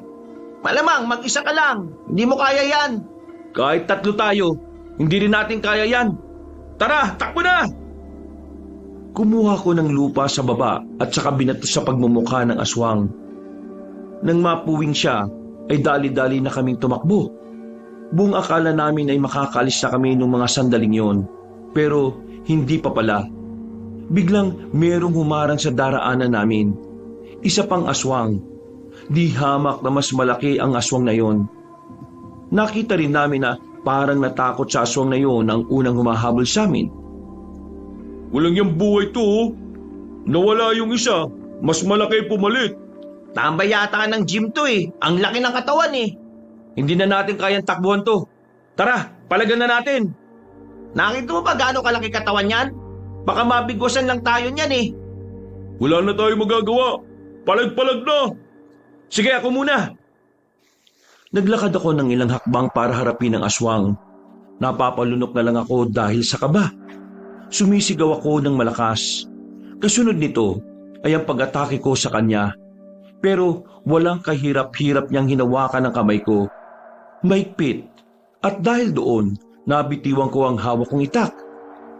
Aray! Pre! Sunod na umatake si Nathan. Tinaga niya ang aswang pero hindi naman tinamaan. Nakita ko na lang na tumalsik na siya. Si Baloy naman, tinangka niya sa likuran at atakihin ang aswang. Pero sa kasamaang palad, masyado siyang mabagal para makalapit. Nahawakan siya sa kwelyo at inihagi sa gilid. Sumabit pa siya sa sanga ng puno. Ah! Tulong! Ah! Pambihira! Katapusan na yata natin! Aray ko! Sakit ng likod ko! Marahang lumapit sa akin ang malaking aswang. Nakasarado ang kamao niya. Kinakabahan ako dahil sa oras na dumampi sa mukha ko yon, baka mabasag ng literal ang mukha ko. Bigla niya akong dinakma sa mukha. Nagulat na lang ako nang biglang dumating naman si Mang Lito. Hiniwa niya ang aswang sa tagiliran. Napahiyaw ang aswang sa sobrang sakit. Pambira! Bakit ba kasi kayo lumayo? Ayos lang ba kayo? Ayos lang po kami. Diyan kayo sa gilid. Akong bahala sa isang ito. Kaya mo ba talaga yan? Baka isang tapik lang sa'yo niyan. Tumunog na ang backbone mo ha? Iho, duda ka pa rin pala talaga sa akin eh. Sige, para mawala ang pagdududa mo, papakitaan kita. Sinabihan na kita ha? Naglakad si Mang Lito palapit sa malaking aswang. Hindi nagtagal, lumusob na sa kanya ang aswang. Galit na galit. Pero laking gulat namin sa ginawa ni Mang Lito. Nagawa niyang ilagan, sa halip nahiwa niya pa ang aswang sa kabila namang tagiliran. Napapamura kami sa sobrang galing na matandang yon. Parang hindi man lang siya nakakaramdam ng pagod. Parang hindi siya gurang. Kung kumilos ay mas kalkulado pa sa kilos namin. Walang ya. Tao ba yung matandang yan? Malamang, anong tingin mo dyan? Tae. Ibig ko sabihin, sobrang galing, hindi normal. Para labanan niyang mabangis na aswang sa ganyang edad niya, ibig sabihin, hindi rin basta-basta si Mang Lito. Nang itinuon namin ulit ang atensyon sa dalawang naglalaban, kitang-kitang hindi na makapalag ang aswang kahit na mas malaki pa ito kay Mang Lito. Sa katunayan, parang nakikipaglaro nga lang siya. Parang hindi man lang siya nakakaramdam ng hirap. Iyo, ano? Sapat na ba ito? Focus ka sa laban. Inuuna yabang eh. Tatapusin ko na ito. Sa sunod na pag-atake ng aswang, hindi na nagpatumpik-tumpik pa si Mang Lito. Inilagan niya yun. Naitarak na niya ang itak sa dibdib ng aswang at tiniwan niya sa leeg. Kalaunan ay tumumba na rin ang aswang at nalugutan na rin ang hininga. Iika-ika naman kaming lumapit sa kanya nang masigurong patay na nga ang nilalang na yun. Ayos ba? Ha? Ang galing niyo, Mang Lito. Paano niyo nagawa yun? Kami nga, 3 na, hindi pa namin kinaya eh. Karanasan. Yun ang sagot sa tanong mo. Pero yung ibang aswang buhay pa ba? Kaya na ng mga kasama ko yon. Huwag kayong mag-alala. Nakuha mo na respeto ko, tanda. Ang galing mo eh. Hindi ka na ba nagdududa? Oo, hindi na. May pagyayabang naman pala talaga eh. Hindi tayo dapat makampante ngayon. Ang mga aswang na napaslang natin ngayon ay hindi pa totoong laban. Hindi pa nagsisimula ang tunay na patayan. Ho? Anong ibig niyo sabihin, Mang Lito? Mas mababangis na aswang ang makakalaban natin sa susunod na makaengkwentro natin sila. Kaya hanggat maaari, sana mahanap natin ang kaibigan nyo. Dahil sa mga sandaling ito, nagsisimula na rin silang magkalat ng maraming aswang sa kagubatan. Hindi pwedeng sila makauna kay Lira. Mapapahamak siya. Tara na, balikan na natin ang mga kasama natin. Naglakad si Mang Lito na para bang walang nangyari. Kaswalang nitong hinakbangan ng pinatay nitong aswang. Habang kami, todo ilag kami sa kaisipang baka bigla na lang yung bumangon at sakmalin kami. Pagbalik namin sa mga kasama namin, tapos na rin sila sa pakikipaglaban. Ilan sa kanila ay may mga sugat. Pero hindi nila iniinda. Sanay na siguro sila sa mga ganoong eksena. Pinagpatuloy namin ang paglalakad, pero sa mga sumunod na sandali, hindi pa rin namin nasisilayan kahit anino man lang ni Lira. Dakong 9:00, tumigil na kami sa paanan ng bundok. Ang iba'y naglatag na ng banig. Ang iba naman ay sandaling umalis para maghanap ng makakain. Dito na muna tayo magpapahinga. Mamayang madaling araw, aalis tayo ulit Sa madaling araw, mas aktibo ang mga aswang. Mang Lito, maraming salamat ulit ah. Ang laki na nang naitulong niyo sa amin. Ilang beses ko bang sinabi, saka na kayo magpasalamat kapag kasama na natin ang kaibigan ninyo. Isa pa, trabaho naman namin ito. Trabaho na hindi naman kayo sumasahod, pero sinusugal niyo ang buhay ninyo. Huwag po kayo mag-alala. Kapag natapos ang lahat ng ito, babalikan ko kayo at susuklian namin ang kabutihan ninyo. Naku naman, masyado pang maaga para magdrama tayo. Pero sige, maraming salamat kung ganon.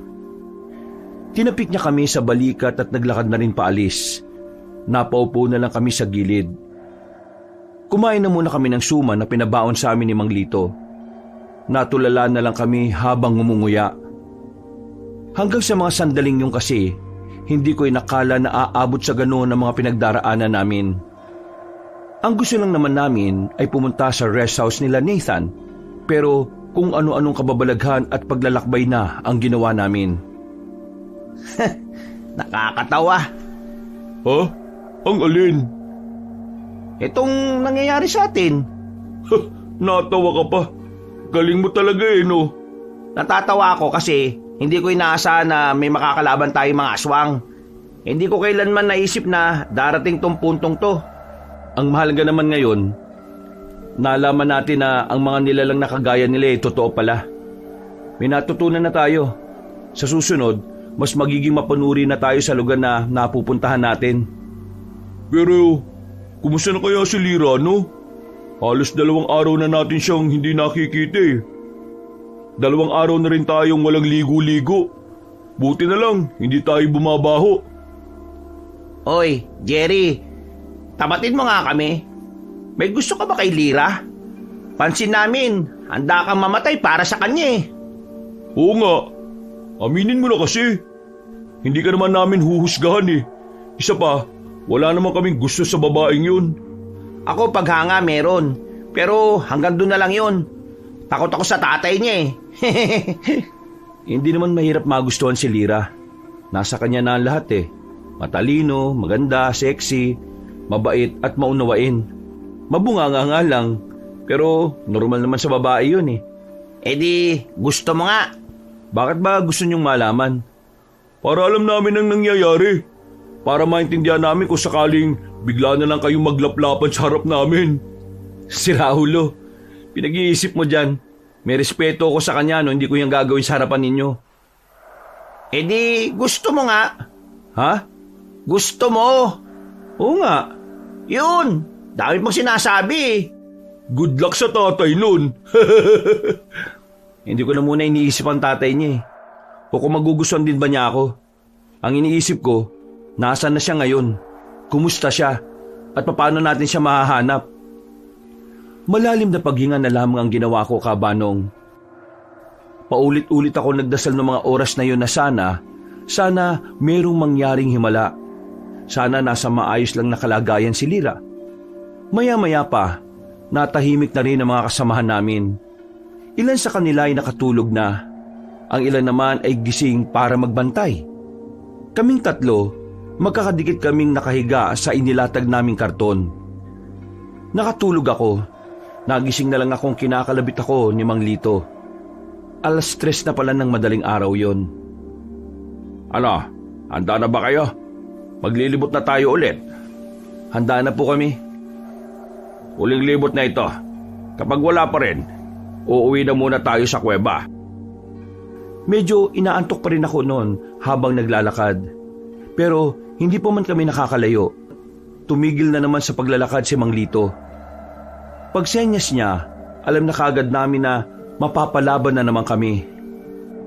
Ay putik, paano niya naramdaman na may aswang? Shh! Huwag kang maingay. Opo, maupong lahat. Marahang kaming umupo. Base kay Mang Lito, may mga paparating.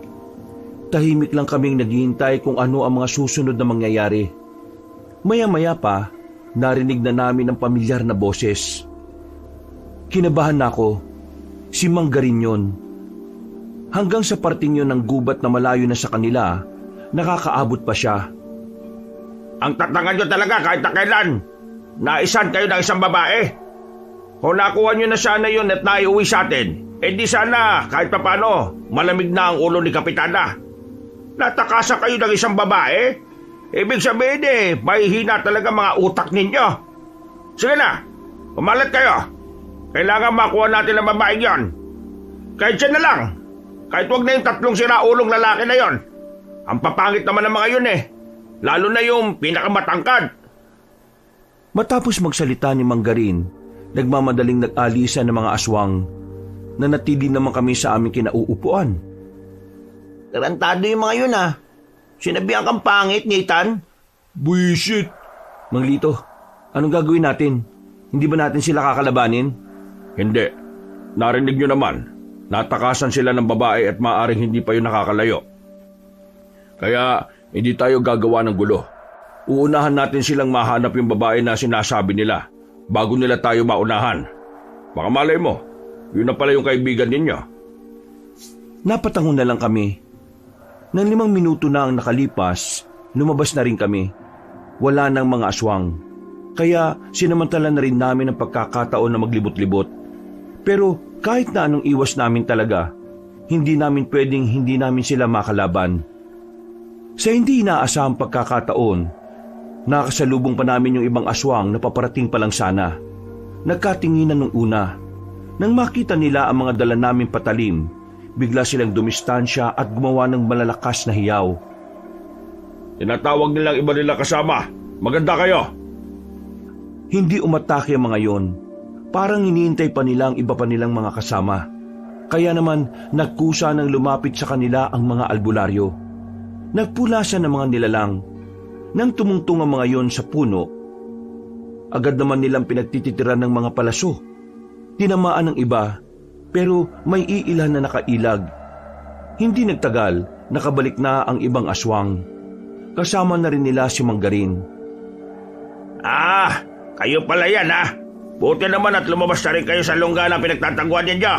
Hindi na kami mahihirapan.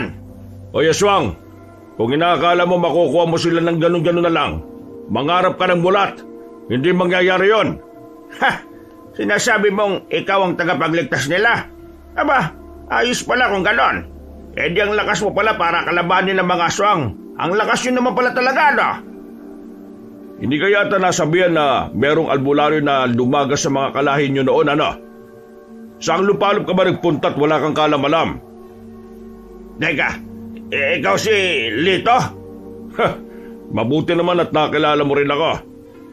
Walang iya ka. Ikaw pala pumatay sa kapatid ko noon. Magbabayad ka sa ginawa mo. Jerry, lumayo na muna kayo. Kapag alanganin ang sitwasyon tumakas na kayo. Sinunod namin ang sinabi ni Mang Lito. Gumilid kami para nanatili kaming alerto. Pero nanatili kaming alerto. Ilang sandali pa, umalis na rin si Mang Lito at Mang Garing. Lumipat sila ng lugar para maglaban. Habang ang ibang albularyo naman nakikipaghabulan na rin sa mga aswang. Sumunod kayo sa akin mga pare. Kailangan natin ng ligtas na mapagtataguan. Dali! Hindi kami napirmi roon. Madali lang kasi kaming makikita roon kung tutunganga lang kami.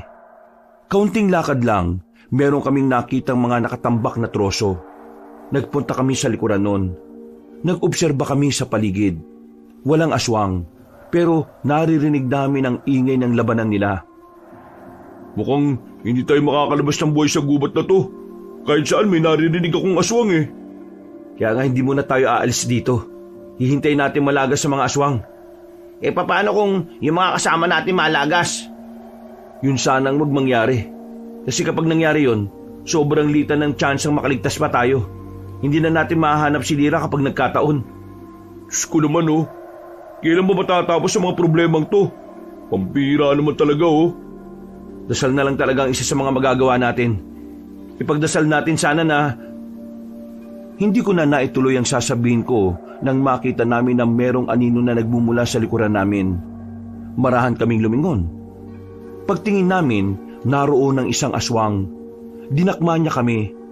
Kanya-kanya kaming ilag. Nagpulasan kaming tatlo. Umangil siya ng malakas. Hindi mapakali ang ulo niya, bagay na mas lalo naming kinatakot. Walang tatakbo. Kaya naman siguro natin to. Palag-palag na lang. Nathan, unahan mo! Bakit ako? Matapang ka, di ba? Unahan mo na! Ikaw na lang. Ikaw marami sinasabi. Ako na. Sundan niyo na lang kung kaya niyo. Hinigpitan ko ang pagkakahawak ko sa itak. Napalunok ako ng laway dahil sa pagiging tensyonado. Pinagpapawisan na rin ako kahit na malamig naman noong oras na yon. Hindi ko na hinintay pang umatake ang aswang kabanong. Kahit na kinikilabutan, nilakasan ko na ang loob ko. Hinataw ko siya ng itak. Nakailag siya pero hindi agad ako tumigil. Hinabol ko siya ng taga. Ang kaso, sadyang mabilis ang kilos niya. Hindi talaga siya pangkaraniwan. Mas kakaiba siya kumpara sa ordinaryong tao. Sandali akong tumigil. Nang aatake na ako, sinalubong niya ako. Pagtaga ko, hindi na naman siya tinamaan. Sa halip, nagawa niya akong kalmutin. Tinamaan ako sa tagiliran. Buti na lang at makapal ang jacket ko kaya hindi gaanong bumaon ang mahahaba niyang kuko. Aray ko! Pre! Wisit kang aswang ka! Diyan ka lang! Bakit? Kaya ko to! Sa pagiging bida-bida mo, mauna ka pang magmano kay San Pedro Kaya ko nga to. Kailangan yung itirang lakas nyo dahil marami pa tayong pagdadaanan. Hindi pwedeng sabay-sabay tayong madali. Sabagay, may punto si Jerry. Sus, natatakot ka lang Hoy aswang, ituloy natin ang laban natin. Akala mo mapapatay mo ako sa kalmot lang Bumuntong hininga ko kabanong. Dinadama ko ang sugat sa tagiliran ko. Hindi naman siya sobrang kirot. Kaya pakiramdam ko, makakatagal pa akong tapatan ng aswang na yon. Alam ko sa sarili kong hindi ako mahusay sa labanan.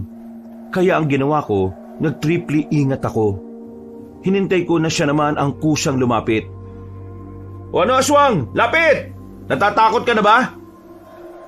Nagmamadali siyang umatake sa akin. Binasa ko ang galaw niya. Nalaman kong kakaliwa siya kaya kumanan ako kaagad. Parang hindi niya inaasahan na malalaman ko ang galaw niya kaya napatigil siya. Sinamantala ko na ang pagkakataon. Tinaga ko kagad siya. Tinamaan siya sa balikat. Akala ko mapapatay ko na siya. Pero sa ginawa kong yon, parang mas lalo lang siyang lumakas dahil sa galit. Sunod-sunod niya akong inatake. Tinamaan niya ako ulit, pero sa pagkakataong yon ay sa bandang balikat naman. Dahil doon, bumagal na rin ang galaw ko. Hindi dahil sa sakit, kundi dahil sa pangamba. Bigla na lang akong pinanghinaan ng loob. Mabuti na lang, Hindi ako pinababayaan ng dalawa kong kaibigan kahit sinabihan ko na silang manahimik sa tabi. Buwisit kang aswang ka! Tinaga ni Baloy ang aswang at tinamaan yun sa ulo. Sumunod naman si Nathan. Bumuelo pa ito ng kaunti. Mamamatay kang salot ka! Dinali naman niya ang aswang sa bandang liig. Nang makita kong gumigewang-gewang na siya, nagkaroon na ulit ako ng lakas ng loob. Tumakbo ako papalapit sa kanya at sinaksak siya ng hawak kong itak. Yun ang unang beses na ginawa ko yun sa buong buhay ko. Kaya naman, maging ako ay nagulat din nang maitara ko ang mahabang patalim. Napatay mo, pre! Gagi, nakapatay ako. Bakit naman ganyan ang mukha mo? Hindi ka ba masaya? Huwag kang kabahan dahil lang nakapatay ka, no? Aswang naman yan eh. Hindi naman yan tao eh. Ngayon ko lang naman kasi ito ginawa eh. Kaya ganito reaksyon ko. Bakit ikaw? Nakasaksa ka na ba? Baliw, hindi ah. Ang mahalaga naman ngayon, nakaisa na tayo. Ang kaso nga lang, marami pa yan. Isa pa lang kinalaban natin, hirap na tayo. Kailangan natin kayanin. Kung hindi, baka hindi na tayo makalabas talaga dito. Teka, si Mang Lito. Sigurado bang ayos lang siya nakalaban niya si Mang Garin? Tara, puntahan natin siya. Doon sila dumaan kanina, nakita ko. Talian mo muna nitong panyo yung sugat mo, pre. Maya-maya lang ay umalis na rin kami, kabanong. Hinanap namin si Mang Lito. Ilang minutong lakaran lang, narinig na namin silang nagbabatuhan ng mga nakakainsultong salita. Hindi na muna kami lumabas. Nagtago lang kami sa gilid. Naghintay lang kami ng tamang pagkakataon kung kailan kami kakailanganin ni Mang Lito. Biruin mo yon. Kaya mo pa rin palang ilaga ng mga atake ko. Hindi ka pa ba nirarayuma, tanda? Rayuma? Mas makakapangang nirarayuma kaysa sa akin eh. Ikaw ang pinakamagandang halimbawa na may mga aswang palang pangit na talaga sa umpisa pa lang. Yung hindi pa nagtatransform. Sus, higaya mo naman ako sa iyo. Palibasa, wala kang anak eh. Walang asawa, walang pumatol sa iyo. May anak at asawa ka nga. Napatay naman ang dating mga manunugis. Di ba? May kapatid ka rin, kaso napatay ko. Visit ka talaga. Pinaalala mo na naman ang masakit kong nakaraan. Ito ang tatandaan mong matanda ka. Isang malaking pagkakamali na kinalaban mo ako. Si Amaya sana ang gusto kong makaharap eh. Kaso, hindi ko alam kung bakit ikaw ang nasa harapan ko. Pero wala na akong magagawa. Pagtsatsagaan na kita. Pagtsatsagaan? Parang sinabi mong napipilitan ka lang nakalabanin ako ah. Ganun talaga ang gusto kong sabihin, tanda. Sa oras na manalo ang mga aswang sa inyo, at kapag nakuha na rin namin ang bangkay ng 3 sinaunang aswang, wala na kayong magagawa dito. Katapusan na ng sangkatauhan. Kung makukuha nyo. Ang kaso, buhay pa ang mga hahadlang sa inyo. Lalong-lalo na ako. Hindi ko hahayaan na mapunta sa inyo yon. Mas lalong nanggigil si Mang Garin sa mga sinabi ni Mang Lito. Parang labanan ng asaran yon. Kitang-kita naman kasing walang panama si Mang Garin pagdating sa pikunan. Walang kwentang laban. Nauna pa daldala kaysa patayan ah. Ganun talaga. Kahit sa pelikula, ganyan din naman eh. Yabangan muna bago baldugan. Nanahimik na silang dalawa nang makita naming nagkahanda na si Mang Garin sa kanyang pag-atake. Habang si Mang Lito naman ay nanatili lang na nakatayo. Nang umatake na si Mang Garin, kalmadong sinalubong ni Mang Lito ang matandang aswang. Tinaga niya si Mang Garin at gaya ng inaasahan namin, nagawa nitong makailag. Pero dahil likas na mahusay si Mang Lito sa ganung uri ng labanan, nagawa niyang tamaan ng aswang sa sumunod naman nitong pag-atake. Nasugatan si Mang Garin sa muka. Kahit na padaplis lang yon, ay grabe ang galit na matandang aswang. Oh, bakit nagagalit ka? Wala namang nabawas sa kagwapuhan kasi. Una sa lahat, wala ka naman nun eh. Mayabang kang hayop ka. Sige, tignan natin. Humaba ang mga kuko ni Mang Garin. Kumpara sa una nitong paglapit, mas bumilis na ito. Napansin din ni Mang Lito na parang kalkulado na rin ang bawat galaw ng kalaban niya. Kaya sa mga sumunod na minuto, nakita na naming seryoso na rin si Mang Lito. Oh, ano? Masakit? Mamaya ka na magdiwang kapag nakita mo nang sumusuka na ako ng dugo. Sa ngayon, manahimik ka muna. Eto ba? Gumapang ito ng pagilid. hindi yun inaasahan ni Mang Lito kaya nawalan na rin siya ng oras para iwasan yon. Tinamaan siya ng mahabang kalmot sa braso. Agad na napatras si Mang Lito. Ano? Sinasabi ko naman kasi sa iyo hindi mo ako kakayanin. Oo, medyo lumakas ka ng kaunti. Pero kaunti lang naman. Mayabang ka talaga, no? Kahit nandiado ka na. Diado? Alam mo ba kung anong pinagdaanan ko nung pinagpapapaslang ko mga kamag-anak at kalahi mo? Halos mamatay na ako. Kaya ito mga kakarampot na sugat mula sa'yo. Wala pa to. Parang kagat lang to ng sanggol na wala pang ngipin. Nasagad mo talaga pasensya ko, ha? Buwisit ka. Mamamatay ka na! Muli silang nagkasagupaan. Seryoso na ulit si Mang Lito. Kaya sa mga sumunod na senaryo, nakita na lang namin na may tumatagas ng dugo mula sa balakang ni Mang Garin. Ang bilis ng pangyayari. Hindi namin nakita na nagawa palang tamaan ni Mang Lito ang aswang na yon. Nanlalaki ang mga mata ni Mang Garin, parang hindi ito makapaniwala na ganun kabilis sa mga pangyayari. Nagsisimula pa lang ako, pre. Wala pa tayo sa kalagitnaan. Tumakbo ng mabilis si Mang Lito. Paghataw niya ng itak, sinubukan pang makailag ni Mang Garin. Ang kaso, nasundan siya ni Mang Lito, kaya tinamaan na ito sa balikat. Tumayo ang matandang aswang. Pinipilit nitong magsawalang bahala sa lahat ng sugat na tinamo. Pero sa kalagayan niya, parang anumang oras ay tutumba na siya. Ay nako, pambihira naman talaga, oh. Matatalo ba ako sa bokong na albularyo na to? Siyempre, hindi! Nagulat kaming tatlo nang biglang may lumitaw na pakpak sa likuran si Mang Garin. Pero si Mang Lito, nanatiling kalmado. Nakatayo lang at naghihintay lang na lumapit ang kalaban niya.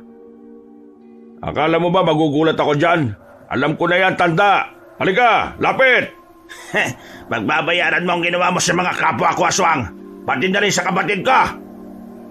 Hindi na nagdalawang isip si Mang Lito na sabayan ng matandang aswang. Nang tangkain siya ni Mang Garin na dagitin, nakita na lang namin na biglang bumagsak yun. Wala ring silbi ang pakpak nito dahil madali lang itong nadali ni Mang Lito. Sumirit ang dugo mula sa liig ng aswang. Hindi na nakapagsalita dahil sa lalim ng pagkakahiwa. Hindi mo na sana nilabas ang pakpak mo Napaaga ka tuloy. Kayong tatlo dyan, pwede na kayo lumabas. Pagkatingin naming tatlo, hindi namin alam kung paanong nalaman ni Mang Lito na naroon kami. Pero agad na rin naman kaming lumapit sa kanya. Sugatan siya, pero parang wala lang yun sa kanya. Nakangiti pa nga ito habang pinupunasan ng kanyang itak. Ayos ka lang ba, Mang Lito? Wala itong mga galos na ito. Mas marami pa akong tinamong sugot noon na muntikan ko pang ikamatay. Malit na bagay lang to. Kayo ba? Ayos lang ba kayo? Ikaw, mukhang sugatan ka rin, Meron kasi kaming nakalaban na aswang kanina. Pambihira. Isa lang yun, hirap na hirap kami. Ang mahalaga, nagawa niyong talunin. Mang Lito, paano niyo po ba nalaman na kanina pa kami nanonood sa inyo? Malakas lang talaga ang pakiramdam ko. Pinapahanga mo talaga ako, Baka maging idol mo na ako, Umalis na kami sa lugar na iyon nang masigurong wala na nga si Mang Garin. Sinulyapan ko pa siya bago kami naglakad. Nakadilat ang mga mata niya. Sa isip-isip ko, buti nga sa kanya. Muntikan na kaming maging sisig ng dahil sa kanya. Binalikan namin ang mga kasama namin. Kakaunting aswang na lang naman ang kinakalaban nila kaya hindi nagtagal natalo na rin nila ang mga yon. Pero sa kasamaang palad, merong isa sa mga kasama namin ang hindi pinalad. Ayon sa mga albularyo, nahila papunta sa dilim ang kasama namin at doon ay nilapa ng mga aswang. Baka abutin na tayo ng umaga dahil sugatan na rin tayo. Kaya hindi na natin maiuwi si Benjo. Dito na lang tayo magukay ng libingan niya. Inilibing nila ang lalaking si Benjo sa mismong lugar kung saan naganap ang patayan. Kahit hindi naman namin yon kaano-ano, nalungkot din kami sa pagkawala niya. Hindi lang lungkot, kundi takot na rin na baka masundan nyo ng masundan. Hanggang sa maubos kaming lahat. Pero ganun pa man, kailangan naming magpatuloy. Hindi kami pwedeng sumuko hanggat hindi pa namin nakikita si Lira. Samantala, Matapos naming malibing ang katawan ni Benjo, ay nagsimula na rin kami sa paglalakad. Mga dakong 5:00 na ng madaling araw, nagdesisyon si Mang Lito na magpahinga na muna kami. Sinamantala na rin namin ang oras na yon para linisin ang mga sugat namin. Ano? Nawiwindang pa rin ba kayo sa mga nangyayari? Medyo nakakasabay na rin naman yung utak namin pero paminsan-minsan, hindi pa rin namin maisip kung paanong naging ganito buhay namin dito eh. Ang gusto lang naman namin puntahan yung rest house nila Nathan. Yung owner ko nga, hindi ko alam kung ano na nangyari. Sana naman hindi yung kinuha ng mga napapadpad doon. Mang Lito, gaano ba kabangis yung susunod nating makakalaban? Sumeryoso mukha ni Mang Lito. Sandali muna siyang uminom ng tuba na dala-dala niya. Huminga muna siya ng malalim bago nagsalita. Ramdam namin sa kanya ang labis na pangamba. Kagaya nga na sinabi ko sa inyo nung una, si Amaya gumagamit ng itim na salamangka. Wala pa akong ideya kung paano niya yung ginagamit at yun ang pinakadelikado. Kung sa bagay, dapat alam mo kung ano kakayanan ng kalaban mo bago siya harapin eh. Pero sa kaso natin ngayon, wala na tayong panahon para alamin pa kung ano ang kaya niya. Kung sakaling lumitaw siya, palag-palag na. Mang Lito, huwag ka mag-alala. Tutulungan ka namin. Alam naming hindi naman kami marunong sa labanan, pero kahit na anong may tutulong namin gagawin namin. Sa totoo lang, hindi nyo naman na kailangan ako samahan dito eh. Laban na ng mga albularyo to. Yung kaibigan nyo, hindi naman natin sigurado kung nasa kanila na nga. Kaya mas maganda nga sana kung ihintayin nyo na lang kami na makuha namin siya. Kaysa naman mapahamak pati kayo. Hindi kami pwedeng maghintay na lang. Tutulungan namin kayo. Nakakahiya na eh. Para naman kami mga walang bayag kapag nagkubli lang kami sa loob ng kuweba. Isa pa, itong si Jerry. Hindi yan papayag na wala siyang gagawin para sa babaeng kanyang pinakamamahal. Uy, para kang timang. Ibig sabihin, kasintahan mo yung babaeng hinahanap ninyo? Hindi pa, pero magiging sila na yan kapag nagkita na sila. Huy, tumigil nga kayo. Pumapag-ibig ka pala eh. Binata na, bilog na otot eh. Tingin nga, Toy-Toy. Hindi, biro lang. Natawa na lang kami sa huling sinabi ni Mang Lito. Maya-maya lang din ay naisipan na rin naming magpahinga. Makirot ang ilang parte ng katawan ko. Bukod sa sugat, nararamdaman ko na rin ang bugbog ng mga laman-laman ko. Nakatulog na kagad kami. Paggising namin, naririnig na namin ang huni ng mga ibon. May tilaok pa rin ng mga manok. Nasisilaw na din kami sa liwanag ng umaga. Kailangan na natin maglakad para makauwi kagad. Para makapagpahinga na rin na maayos. Natulog ba kayo? Parang hindi ah. Natulog naman ako. Saglit nga lang. Ngumiti lang siya sa amin. Hindi nagtagal ay sinimulan na rin namin ang paglalakad. Dakong 8:00 nang makabalik na kami sa kuweba. Gusto ko sanang matulog noon pero kapag naiisip ko si Lira, hindi mapakali ang kalooban ko. Hindi pa rin nawawala ang kaba ko. Nang may makita kong altar doon, sandali kong ipinagdasal si Lira na sana nasa maayos lang siyang kalagayan. Lumipas ang mga oras, dumating na rin ang pananghalian.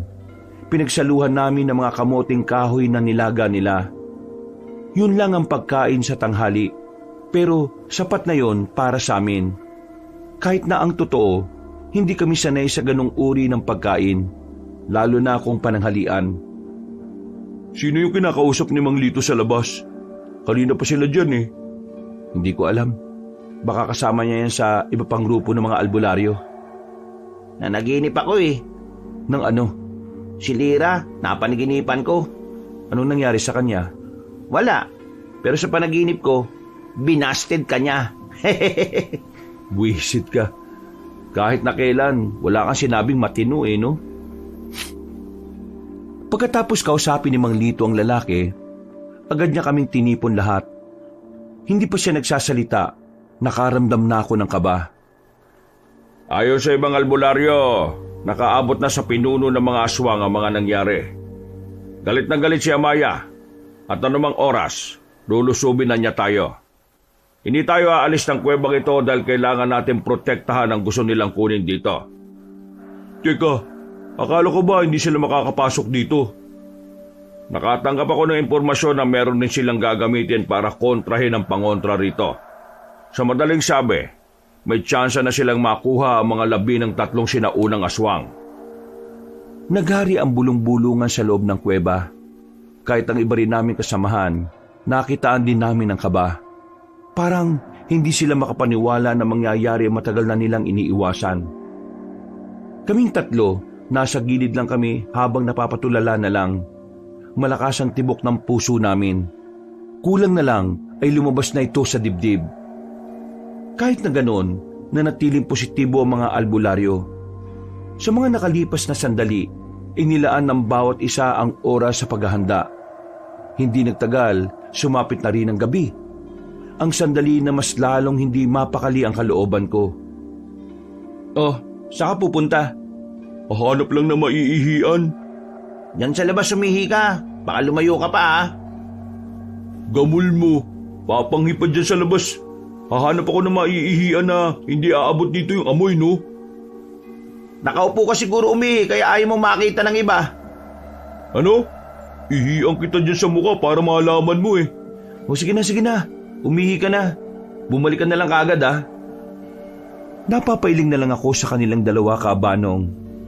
2 minuto mula nang lumabas si Nathan, bumalik siya kagad. Natataranta, takot na takot. Hindi pa nga niya naisara ang kanyang zipper. Napatingin ang lahat sa kanya. Maging si Mang Lito ay nababahala na rin. Oh, bakit pre? Anong problema? Bakit ganyan ang mukha mo? Kailangan na natin maganda. Nandiyan na sila. Walang sinayang na sandali ang mga kasamahan namin.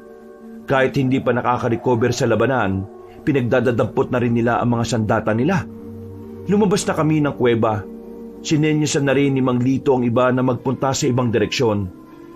Mang Lito, kakayanin ba talaga natin kalabanin yung sinasabi niyong aswang na gumagamit ng itim na salamangka? Yun ang hindi natin alam. Pero hindi tayo papatinag. Kayong 3, mag-ingat kayo Pwede niyong ikamatay ang laban na ito.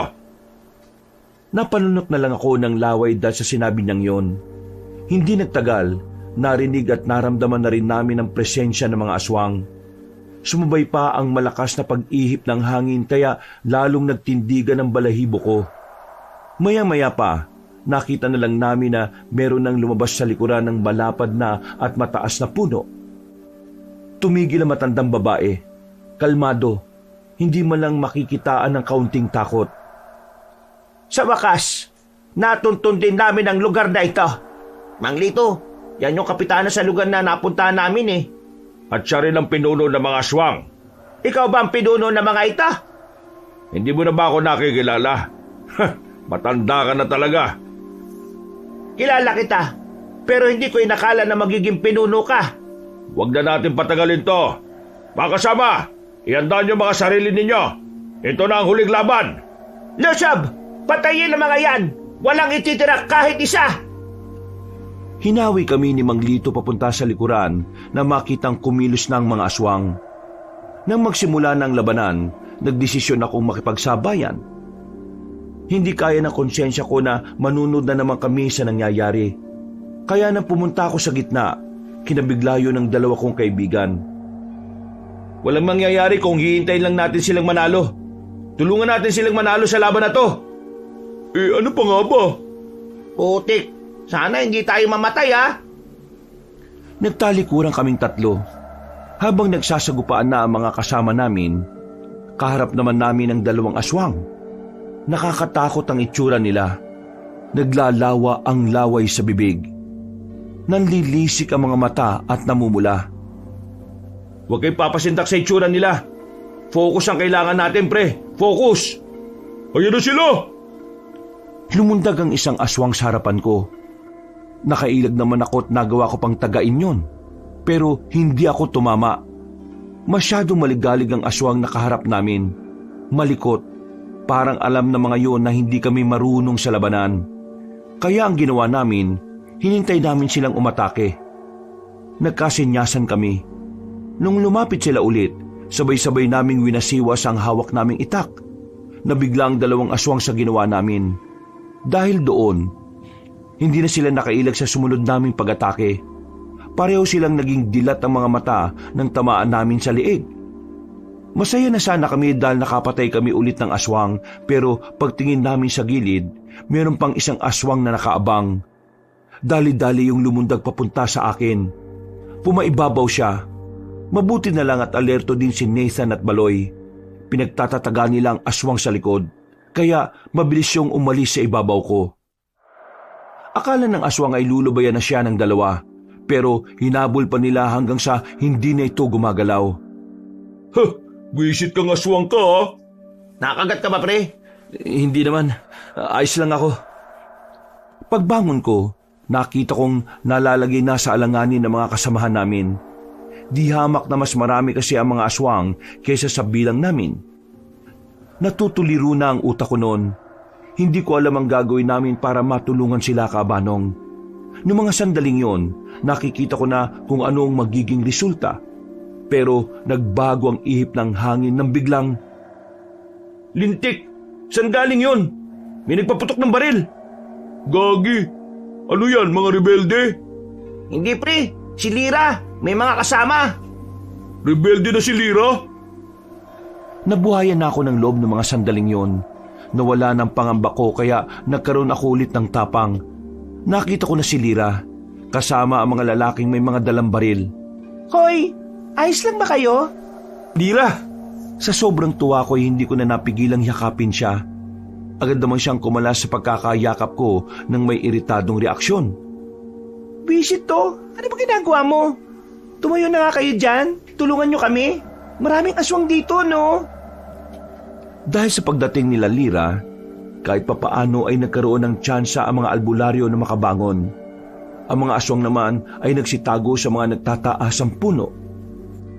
"Kailangan na nating umalis dito." Buwang ka ba? Tingnan mo nga sila, nakikipaglaban pa. "Ang sabi ni Mang Lito, kapag nakita ka na namin, mauna na kami tumakas." Huwag ka na makulit, Lira. Ang sakit mo sa ulo, eh. Hindi ako aalis dito. Narito mga tauhan ni Papa. "Wala ka naman magagawa eh. Umalis na tayo." Hinawakan ko na sa kamay si Lira. Sinamantala namin ang pagkakataon na abala ang lahat. Wala na akong pakialam kung makaladkad siya. Ang mahalaga na lang sa akin ay mailigtas siya. Pero habang tumatakas kami, napatigil kami nang makitang tumalsik si Mang Lito sa harapan namin. Pagtingin namin sa kaliwang banda, naroon pala ang pinunong aswang. Sige na, tumakas na kayo! Akmang aalis na sana kami, pero nagtaka kami nang bigla kaming makaramdam ng pagkahilo. Parang umikot ang paligid namin at para na kaming nasa kawalan. Wala kaming makita kahit na may daladala kaming lampara. "Teka, anong nangyayari?" Ginagamitan niya kayo ng ilusyon. Napasigaw na lang ako ng sakit nang maramdamang tumalsik na rin ako. Ganon din ang 2 kong kaibigan. Nawala na naman sa tabi ko si Lira. Hindi ko na siya makita. Puro kadiliman lang ang nasa paligid. Kahit si Mang Lito ay wala rin. Dito na kayo malalagutan ng hininga, Lito. Isang katangahan talaga na kinalaban niyo ang sinaunang aswang na gaya ka. Sunod na narinig namin, umaaray-aray na si Mang Lito. Binubugbog na siya ng matandang aswang. Wala rin siyang magawa dahil wala rin naman siyang makita gaya namin. "Ano gagawin natin?" Alam ko na ang gagawin. "Rico, wisit ka!" Kinagat ako ni Baloy sa paa. Dahil sa sakit na naramdaman ko, muling nagbalik ang paningin ko. Nakita ko na lang ulit sila. Nakita ko kung papaanong binabalibag na matandang babae si Mang Lito. Wisit, amoy tae yung paa mo. Bakit kasi sa paa mo ko kinagat? Abay, malay ko bang paa yan? Di ko nga nakikita, di ba? Wisit ka talaga, oh. Nakabalik na rin sila sa normal, nakagatin na rin nila ang kanilang sarili. Pinagilid na muna namin si Lira. Kailangan kasi naming tulungan si Mang Lito dahil alanganin na siya sa laban. Aba, nakawala kayo sa ilusyon? Magaling!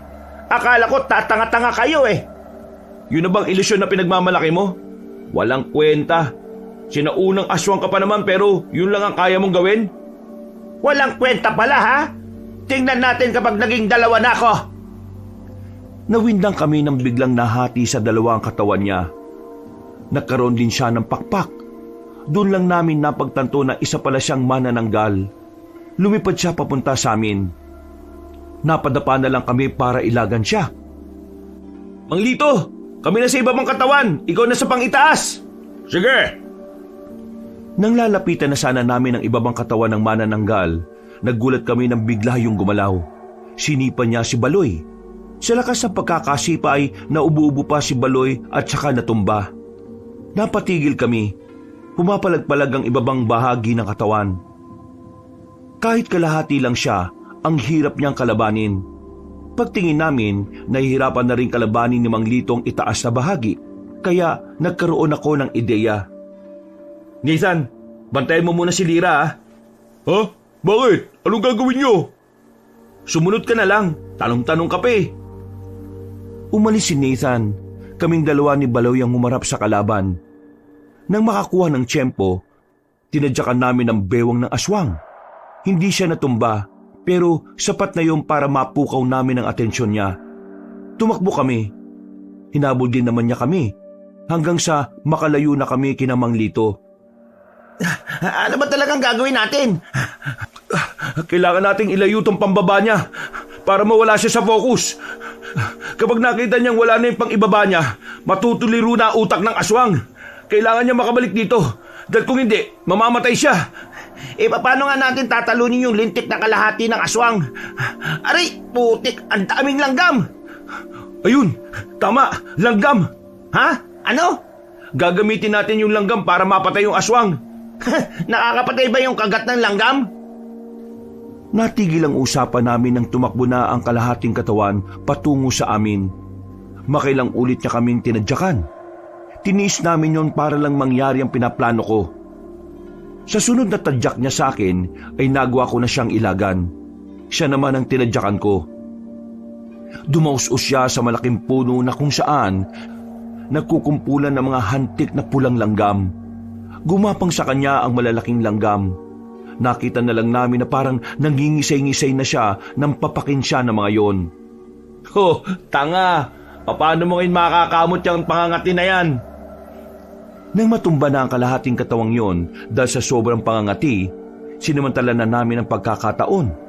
Pinagtatataga na namin siya hanggang sa hindi na siya gumagalaw. Dali-dali naman namin binalikan si Mang Lito. Pagdating namin, patay na rin ang itaas na bahagi ng manananggal. Napabugan na lang ako ng hangin. Lumuwag na rin ang paghinga ko dahil napatay na rin namin ang pinakapinuno nila. Sige na, mauna na kayo. Babalikan ko pa yung mga kasama ko. Maraming salamat, Mang Lito. Huwag kayong mamamatay ah. Magdidiwang pa tayo pagkatapos nito. Tumango na lang siya sa amin. Kami naman ay nagmamadali na ring umalis. Nakaligtas kami nung gabing yun. Walang napahamak sa aming magkakaibigan. Kinaumagahan, binalikan namin si Mang Lito. Natalo na nga nila ang mga aswang, pero marami rin ang sugatan. Ganun pa man, isang malaking ginhawa para sa aming lahat ang nangyari. Kasama na namin si Lira. Natalo pa nila ang mga aswang. Ayon kay Lira, hindi naman pala talaga siya nakuha ng mga aswang. Maswerte siyang nakatakas at nakabalik sa kanila. Sinabi niya sa tatay niya ang nangyari kaya nagpadala yun ng tao para iligtas kami. Nalaman niya na rin na may pagtingin ako sa kanya. Pero nanatili lang muna kaming magkaibigan. Magmula noon Kabanong, wala na ring namata ang mga aswang. Inubos nila yun lahat. At dahil doon, mapayapa ng muli ang probinsya. Kagaya ng napag-usapan, pagkatapos ng mga nangyari, nagpadala kami ng tulong kina Mang Lito. Yun ay bilang pasasalamat na rin dahil kahit na anong nangyari, hindi nila kami iniwan. Nakarating na rin kami sa rest house nila Nathan. Natatawa na lang kami kapag naaalala namin ang mga nangyari. Nang dahil sa pagpunta sa rest house nila, muntikan pang hindi mahanap ang sasakyan niya. Pero kahit na ganoon ang mga pinagdaanan namin, marami kaming natutunan sa mga karanasan na yon. At para sa akin Kabanong, yun ang bagay na pinakamahalaga. Hanggang dito na lang. Marami pong salamat sa inyong mga kabangers at kayanggaw. Lalong-lalo na po sa inyo, kabanong. Magandang araw at mabuhay po tayong lahat. Mga kabangers at mga kayanggaw, si Kabanong po. Nagpapasalamat po ako sa inyong pagsubaybay ngayong araw na ito dito sa ating napakagandang kwento. Pero kung medyo nabitin po kayo, naglalambing po ako sa inyo na sana'y bisitahin niyo po yung dalawa pa nating ibang channel. Yung Pamela Clamil channel na nagnanarate po ako bilang Kabanong at Lolo Pael. At bisitahin niyo rin yung bagong-bagong channel natin na Kabanong version 2.0 kung saan meron na pong moving images doon. So, meron na po kayong pinapanood habang nakikinig kayo ng narration na meron na ring music and effects. Kaya mas lalong maganda po ito. Huwag niyo pong kalimutang mag-subscribe para makasama kayo sa first 100,000 subscriber ng channel na yon. Hanggang sa susunod na kwento, wakas.